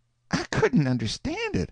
And Benny and her mother, oh, they looked sick, they was so troubled. They shoved their veils to one side and tried to get his eye, but it weren't any use, and I couldn't get his eye either. So the mud turtle he tackled the witness, but it didn't amount to nothing, and he made a mess of it. Then they called up Jim Lane, and he told the very same story over again exact. Tom never listened to this one at all, but set there thinking and thinking, miles and miles away. So the mud turtle went in alone again, and come out just as flat as he done before. The lawyer for the prostitution looked very comfortable, but the judge looked disgusted. You see, Tom was just the same as a regular lawyer, nearly, because it was Arkansas law for a prisoner to choose anybody he wanted to help his lawyer, and Tom had had Uncle Silas shove him into the case, and now he was botching it, and you could see the judge didn't like it much. All that the mud turtle got out of Lem and Jim was this. He asked them, "Why didn't you go and tell what you saw?" "We was afraid we would get mixed up in it ourselves, and we was just starting down the river a-hunting for all the week besides, but as soon as we come back we found out they'd been searching for the body, so then we went and told Brace Dunlap all about it." "When was that?" "Saturday night, September 9th. The judge he spoke up and says, "Mr. Sheriff, arrest these two witnesses on suspicions of being accessionary after the fact to the murder." The lawyer for the prostitution jumps up all excited and says, "Your Honor, I protest against this extraordinary—" "Sit down," says the judge, pulling his bowie and laying it on his pulpit. "I beg you to respect the court." So he done it. Then he called Bill Withers. Bill Withers swore and said, "I was coming along about sundown, Saturday, September 2nd, by the prisoner's field, and my brother Jack was with me, and we seen a man toting off something heavy on his back, and allowed it was a nigger stealing corn. We couldn't see distinct. Next we made out that it was one man carrying another, and the way it hung so kind of limp we judged it was somebody that was drunk, and by the man's walk we said it was Parson Silas, and we judged he had found Sam Cooper drunk in the road, which he was always trying to reform him, and was toting him out of danger." It made the people shiver to think of poor old Uncle Silas toting off the diseased down to the place in his tobacco field where the dog dug up the body, but there weren't much sympathy around amongst the faces, and I heard one cuss say, "'Tis the coldest-blooded work I ever struck, lugging a murdered man around like that, and going to bury him like a animal, and him a preacher at that." Tom he went on thinking, and never took no notice. So our lawyer took the witness and done the best he could, and it was plenty poor enough. Then Jack Withers he come on the stand and told the same tale, just like Bill done. And after him comes Brace Dunlap, and he was looking very mournful and most crying, and there was a rustle and a stir all around, and everybody got ready to listen, and lots of the women folks said, "Poor critter, poor critter," and you could see many of them wiping their eyes. Brace Dunlap swore and said, "I was in considerable trouble a long time about my poor brother, but I reckon things warn't near so bad as he made out, and I couldn't make myself believe anybody would have the heart to hurt a poor harmless critter like that. By jings, I was sure I seen Tom give a kind of a faint little start, and then look disappointed again. And, I couldn't think a preacher would hurt him. It warn't natural to think such an onlikely thing, so I never paid much attention. And now I shan't ever, ever forgive myself, for if I had a done different, my poor brother would be with me this day and not lying yonder murdered, and him so harmless. He kind of broke down there and choked up, and waited to get his voice, and people all around said the most pitiful things, and women cried, and it was very still in there and solemn, and old Uncle Silas, poor thing, he give a groan right out so everybody heard him. Then Brace he went on: "Saturday, September 2nd, he didn't come home to supper. By and by I got a little uneasy, and one of my niggers went over to this prisoner's place, but come back and said he warn't there. So I got uneasier and couldn't rest.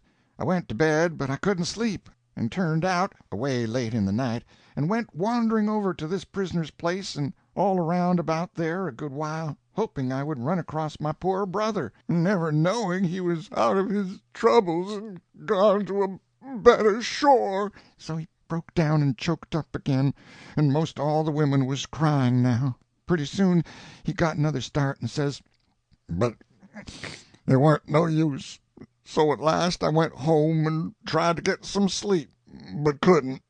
Well, in a day or two everybody was uneasy, and they got to talking about this prisoner's threats, and took to the idea, which I didn't take no stock in, that my brother was murdered, so they hunted around and tried to find his body, but couldn't, and give it up. And so I reckoned he was gone off somers to have a little peace, and would come back to us when his troubles was kind of healed. But late Saturday night, the 9th, Lem Beebe and Jim Lane come to my house and told me the whole awful assassination, and my heart was broke. And then I remembered something that hadn't took no hold of me at that time, because reports said this prisoner had took to walking in his sleep and doing all kinds of things of no consequence, not knowing what he was about. I will tell you what that thing was that come back into my memory. Away late that awful Saturday night, when I was wandering around about this prisoner's place, grieving and troubled, I was down by the corner of the tobacco field, and I heard a sound like digging in a gritty soil. And I croped nearer and peeped through the vines that hung on the rail fence, and seen this prisoner shoveling with a long-handled shovel, heaving earth into a big hole that was most filled up. His back was to me, but it was bright moonlight, and I knowed him by his old green baize work-gown with a splattery white patch in the middle of the back, like somebody had hit him with a snowball. He was burying the man he murdered. And he slumped down in his chair crying and sobbing, and most everybody in the house busted out wailing and crying and saying, "Oh, it's awful, awful horrible!" And there was a most tremendous excitement, and you couldn't hear yourself think. And right in the midst of it up jumps old Uncle Silas, white as a sheet, and sings out, "It's true, every word! I murdered him in cold blood!" By Jackson, it petrified them. People rose up wild all over the house, straining and staring for a better look at him, and the judge was hammering with his mallet, and the sheriff yelling, "Order! Order in the court! Order!" And all the while the old man stood there a-quaking, and his eyes a-burning, and not looking at his wife and daughter, which was clinging to him and begging him to keep still, but pawing them off with his hands and saying he would clear his black soul from crime, he would heave off this load that was more than he could bear, and he wouldn't bear it another hour. And then he raged right along with his awful tale, everybody staring and gasping, judge, jury, lawyers, and everybody, and Benny and Aunt Sally crying their hearts out. And by George, Tom Sawyer never looked at him once. Never once. Just sat there gazing with all his eyes at something else, I couldn't tell what. And so the old man raged right along, pouring his words out like a stream of fire. "I killed him. I am guilty. but I never had the notion in my life to hurt him or harm him, spite of all them lies about my threatening him, till the very minute I raised the club. Then my heart went cold. Then the pity all went out of it, and I struck to kill. In that one moment all my wrongs come into my mind, all the insults that that man and the scoundrel his brother there had put upon me, and how they laid in together to ruin me with the people, and take away my good name, and drive me to some deed that would destroy me and my family that hadn't ever done them no harm, so help me God. And they done it in a mean revenge. For why? Because my innocent pure girl here at my side wouldn't marry that rich, insolent, ignorant coward, Brace Dunlap, who's been sniveling here over a brother he never cared a brace farthing for. I see Tom give a jump and look glad this time, to a dead certainty. And in that moment I've told you about, I forgot my God and remembered only my heart's bitterness, God forgive me, and I struck to kill. In 1 second I was miserably sorry, oh, filled with remorse, but I thought of my poor family, and I must hide what I'd done for their sakes, and I did hide that corpse in the bushes, and presently I carried it to the tobacco field, and in the deep night I went with my shovel and buried it where— Up jumps Tom and shouts, "Now I've got it!" and waves his hand, oh, ever so fine and starchy, towards the old man, and says, "Sit down! A murder was done, but you never had no hand in it." Well, sir, you could heard a pin drop, and the old man he sunk down kind of bewildered in his seat, and Aunt Sally and Benny didn't know it, because they was so astonished and staring at Tom with their mouths open and not knowing what they was about, and the whole house the same. I never seen people look so helpless and tangled up, and I hain't ever seen eyes bug out and gaze without a blink the way theirn did. Tom says, perfectly calm, "Your Honor, may I speak?" "For goodness sakes, yes, go on," says the judge, so astonished and mixed up he didn't know what he was about hardly. Then Tom he stood there and waited a second or two. That was to work up an effect, as he calls it. Then he started in just as calm as ever, and says, "For about 2 weeks now there's been a little bill sticking on the front of this courthouse offering $2,000 reward for a couple of big diamonds stole at St. Louis. Them diamonds is worth $12,000. But never mind about that till I get to it. Now, about this murder. I will tell you all about it, how it happened, who done it, every detail." You could see everybody nestle down and begin to listen for all they was worth. This man here, Brace Dunlap, that's been sniveling so about his dead brother that you know he never cared a straw for, wanted to marry that young girl there, and she wouldn't have him. So he told Uncle Silas he would make him sorry. Uncle Silas knowed how powerful he was, and how little chance he had against such a man, and he was scared and worried, and done everything he could think of to smooth him over and get him to be good to him, and he even took his no-account brother Jubiter on the farm, and give him wages, and stinted his own family to pay them, and Jubiter done everything his brother could contrive to insult Uncle Silas, and fret and worry him, and try to drive Uncle Silas into doing him a hurt, so as to injure Uncle Silas with the people. And it done it. Everybody turned against him and said the meanest kind of things about him, and it gradually broke his heart. Yes, and he was so worried and distressed that often he weren't hardly in his right mind. Well, on that Saturday that we've had so much trouble about, 2 of these witnesses here, Lem Beebe and Jim Lane, come along by where Uncle Silas and Jubiter Dunlap was at work, and that much of what they said is true, the rest is lies. They didn't hear Uncle Silas say he would kill Jubiter, they didn't hear no blow struck, they didn't see no dead man, and they didn't see Uncle Silas hide anything in the bushes. Look at them now, how they set there wishing they hadn't been so handy with their tongues. Anyway, they'll wish it before I get done. That Saturday evening Bill and Jack Withers did see one man lugging off another one.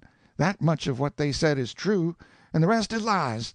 First off, they thought it was a nigger stealing Uncle Silas's corn. You notice it makes them look silly, now, to find out somebody overheard them say that. That's because they found out by and by who it was that was doing the lugging, and they know best why they swore here that they took it for Uncle Silas by the gate, which it wasn't, and they knowed it when they swore to that lie.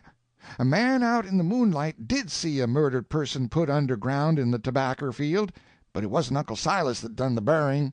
He was in his bed at that very time. Now then, before I go on, I want to ask you if you've ever noticed this, that people when they're thinking deep, or when they're worried, are most always doing something with their hands, and they don't know it, and don't notice what it is their hands are doing. Some stroke their chins, some stroke their noses, some stroke up under their chin with their hand, some twirl a chain, some fumble a button, then there's some that draws a figure or a letter with their finger on their cheek, or under their chin, or on their under lip.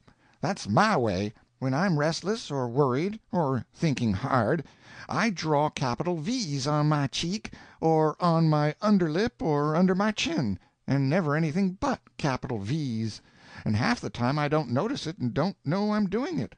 That was odd. That is just what I do, only I make an O, and I could see people nodding to one another, same as they do when they mean that's so. Now, then, I'll go on. That same Saturday—no, it was the night before—there was a steamboat laying at Flagler's Landing, 40 miles above here, and it was raining and storming like the nation, and there was a thief aboard, and he had them 2 big diamonds that's advertised out here on this courthouse door, and he slipped ashore with his handbag and struck out into the dark and the storm, and he was a-hoping he could get to this town all right and be safe. But he had 2 pals aboard the boat, hiding, and he knowed they was going to kill him the first chance they got and take the diamonds, because all 3 stole them, and then this fellow he got a hold of them and skipped. Well, he hadn't been gone more'n 10 minutes before his pals found it out, and they jumped ashore and lit out after him. Probably they burnt matches and found his tracks. Anyway, they dogged along after him all day Saturday and kept out of his sight, and towards sundown he come to the bunch of sycamores down by Uncle Silas's field, and he went in there to get a disguise out of his handbag and put it on before he showed himself here in the town. And mind you, he done that just a little after the time that Uncle Silas was hitting Jubiter Dunlap over the head with a club, for he did hit him. But the minute the pals see that thief slide into the bunch of sycamores, they jumped out of the bushes and slid in after him. They fell on him and clubbed him to death. Yes, for all he screamed and howled so, they never had no mercy on him but clubbed him to death. And 2 men that was running along the road heard him yelling that way, and they made a rush into the sycamore bunch, which was where they was bound for, anyway, and when the pals saw them they lit out, and the 2 men after them a-chasing them as tight as they could go. But only a minute or two, then these 2 new men slipped back very quiet into the sycamores. Then what did they do? I will tell you what they done. They found where the thief had got his disguise out of his carpet sack to put on, so one of them strips and puts on that disguise. Tom waited a little here for some more effect, then he says, very deliberate, the man that put on that dead man's disguise was Jubiter Dunlap. Great Scott! Everybody shouted, all over the house, and old Uncle Silas he looked perfectly astonished. Yes, it was Jubiter Dunlap, not dead, you see. Then they pulled off the dead man's boots and put Jubiter Dunlap's old ragged shoes on the corpse, and put the corpse's boots on Jubiter Dunlap. Then Jubiter Dunlap stayed where he was, and the other man lugged the dead body off in the twilight. And after midnight he went to Uncle Silas's house and took his old green work robe off the peg where it always hangs in the passage betwixt the house and the kitchen, and put it on, and stole the long-handled shovel, and went off down into the tobaccer field and buried the murdered man. He stopped and stood half a minute. Then, and who do you reckon the murdered man was? It was Jake Dunlap, the long-lost burglar. Great Scott! And the man that buried him was Brace Dunlap, his brother. Great Scott!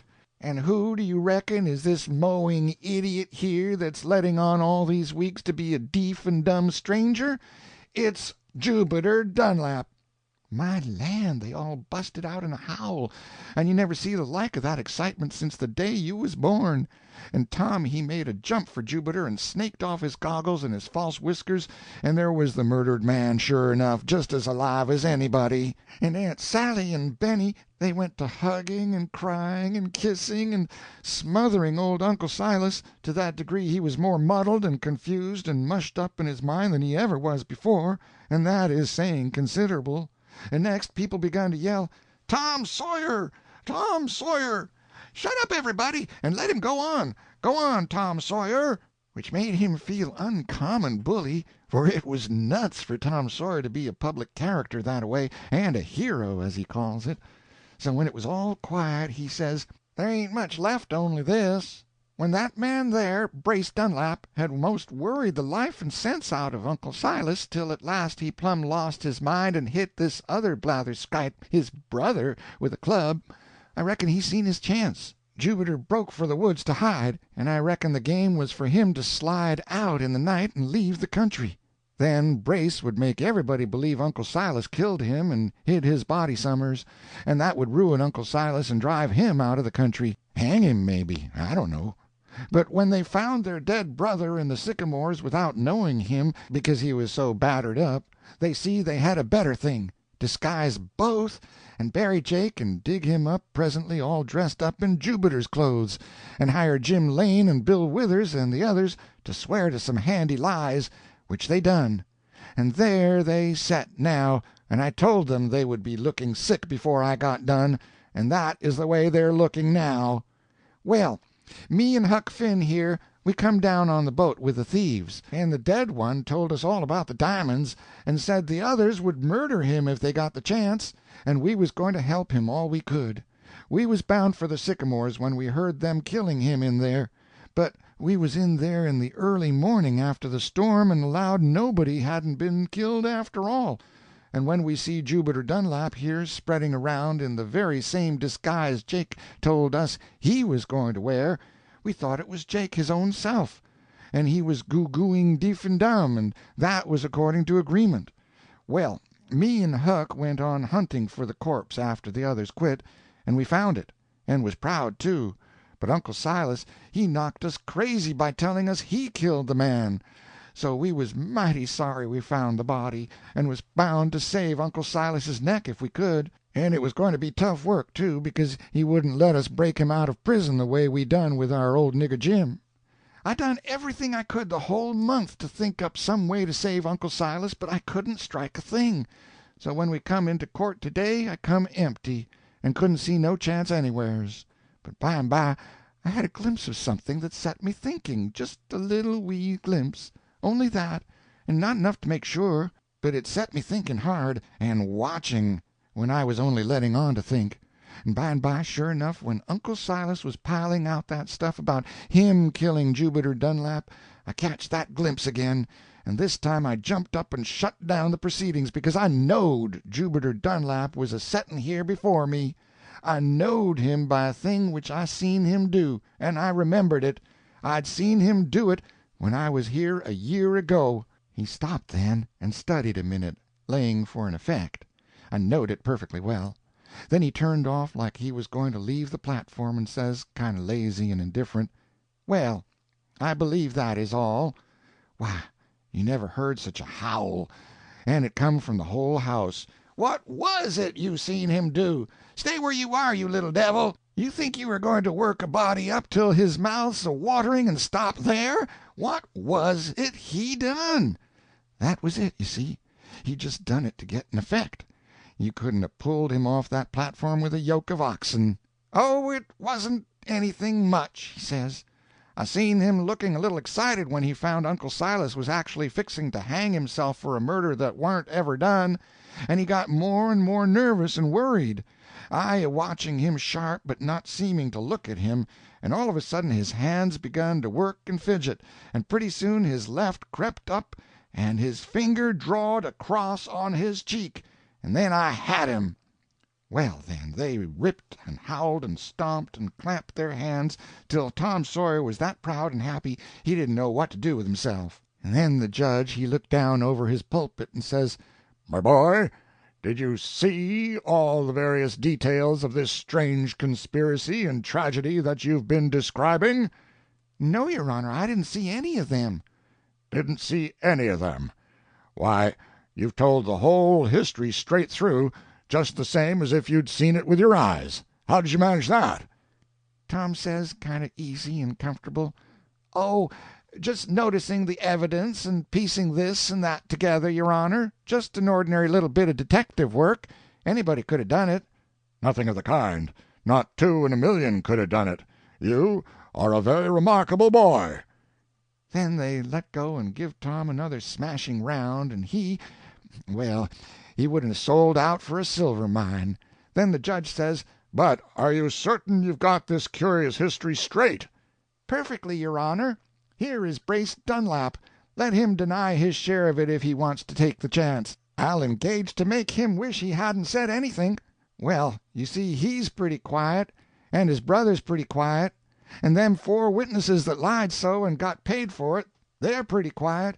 And as for Uncle Silas, it ain't any use for him to put in his oar. I wouldn't believe him under oath." Well, sir, that fairly made them shout, and even the judge he let go and laughed. Tom he was just feeling like a rainbow. When they was done laughing he looks up at the judge and says, "Your honor, there's a thief in this house." A thief? "Yes, sir, and he's got them $12,000 diamonds on him." By gracious, but it made a stir. Everybody went shouting, Which is him? Which is him? Point him out! and the judge says, Point him out, my lad. Sheriff, you will arrest him. Which one is it? Tom says, "This late dead man here, Jubiter Dunlap." Then there was another thundering let go of astonishment and excitement, but Jubiter, which was astonished enough before, was just fairly putrefied with astonishment this time, and he spoke up about half crying and says, "No, that's a lie. "Your honor, it ain't fair. I'm plenty bad enough without that. I done the other things. Brace he put me up to it, and persuaded me, and promised he'd make me rich some day, and I done it, and I'm sorry I done it, and I wisht I hadn't, but I ain't stole no diamonds, and I ain't got no diamonds. I wisht I may never stir if it ain't so. The sheriff can search me and see." Tom says, "Your honor, it wasn't right to call him a thief, and I'll let up on that a little. He did steal the diamonds, but he didn't know it. He stole them from his brother Jake when he was laying dead, after Jake had stole them from the other thieves. But Jubiter didn't know he was stealing them, and he's been swelling around here with them a month. Yes, sir, $12,000 worth of diamonds on him, all that riches, and going around here every day just like a poor man. Yes, your honor, he's got them on him now." The judge spoke up and says, Search him, Sheriff. Well, sir, the sheriff he ransacked him high and low and everywhere, searched his hat, socks, seams, boots, everything, and Tom he stood there quiet, laying for another of them effects of his'n. Finally the sheriff he give it up, and everybody looked disappointed, and Jubiter says, "There now, what'd I tell you?" And the judge says, It appears you were mistaken this time, my boy. Then Tom took an attitude and let on to be studying with all his might and scratching his head. Then all of a sudden he glanced up chipper and says, "Oh, now I've got it. I'd forgot," which was a lie, and I knowed it. Then he says, "Will somebody be good enough to lend me a little small screwdriver? There was one in your brother's handbag that you smooched, Jubiter, but I reckon you didn't fetch it with you." No, I didn't. I didn't want it, and I give it away. "That's because you didn't know what it was for." Jubiter had his boots on again by now, and when the thing Tom wanted was passed over the people's heads till it got to him, he says to Jubiter, "Put up your boot on this chair." And he kneeled down and begun to unscrew the heel plate, everybody watching, and when he got that big diamond out of that boot heel and held it up and let it flash and blaze and squirt sunlight every which way, it just took everybody's breath, and Jubiter he looked so sick and sorry you never see the like of it. And when Tom held up the other diamond he looked sorrier than ever. Land, he was thinking how he would have skipped out and been rich and independent in a foreign country if he'd only had the luck to guess what the screwdriver was in the carpet bag for. Well, It was a most exciting time, take it all around, and Tom got cords of glory. The judge took the diamonds, and stood up in his pulpit, and cleared his throat, and shoved his spectacles back on his head, and says, "I'll keep them and notify the owners, and when they send for them it will be a real pleasure to me to hand you the $2,000, for you've earned the money.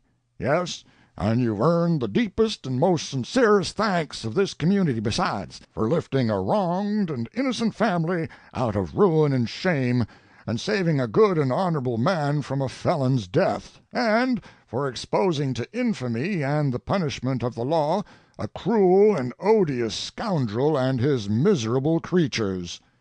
Well, sir, if there's been a brass band to bust out some music then, it would have been just the perfectest thing I ever see, and Tom Sawyer he said the same. Then the sheriff he nabbed Brace Dunlap and his crowd, and by and by next month the judge had them up for trial, and jailed the whole lot, and everybody crowded back to Uncle Silas's little old church, and was ever so loving and kind to him and the family, and couldn't do enough for them. And Uncle Silas he preached them the blamedest, jumbledest, idiotic sermons you ever struck, and would tangle you up so you couldn't find your way home in daylight. But the people never let on but they thought it was the clearest and brightest and elegantest sermons that ever was, and they would set there and cry for love and pity. But by George, they give me the jim-jams and the fan-tods, and caked up my brains I had, and turned them solid. But by and by they loved the old man's intellects back into him again, and he was as sound in his skull as he ever was, which ain't no flattery, I reckon. And so the whole family was as happy as birds, and nobody could be gratefuler and lovinger than what they was to Tom Sawyer, and the same to me, though I hadn't done nothing. And when the $2,000 come, Tom give half of it to me, and never told anybody so, which didn't surprise me, because I knowed him. End of chapter 11. And end of Tom Sawyer, Detective.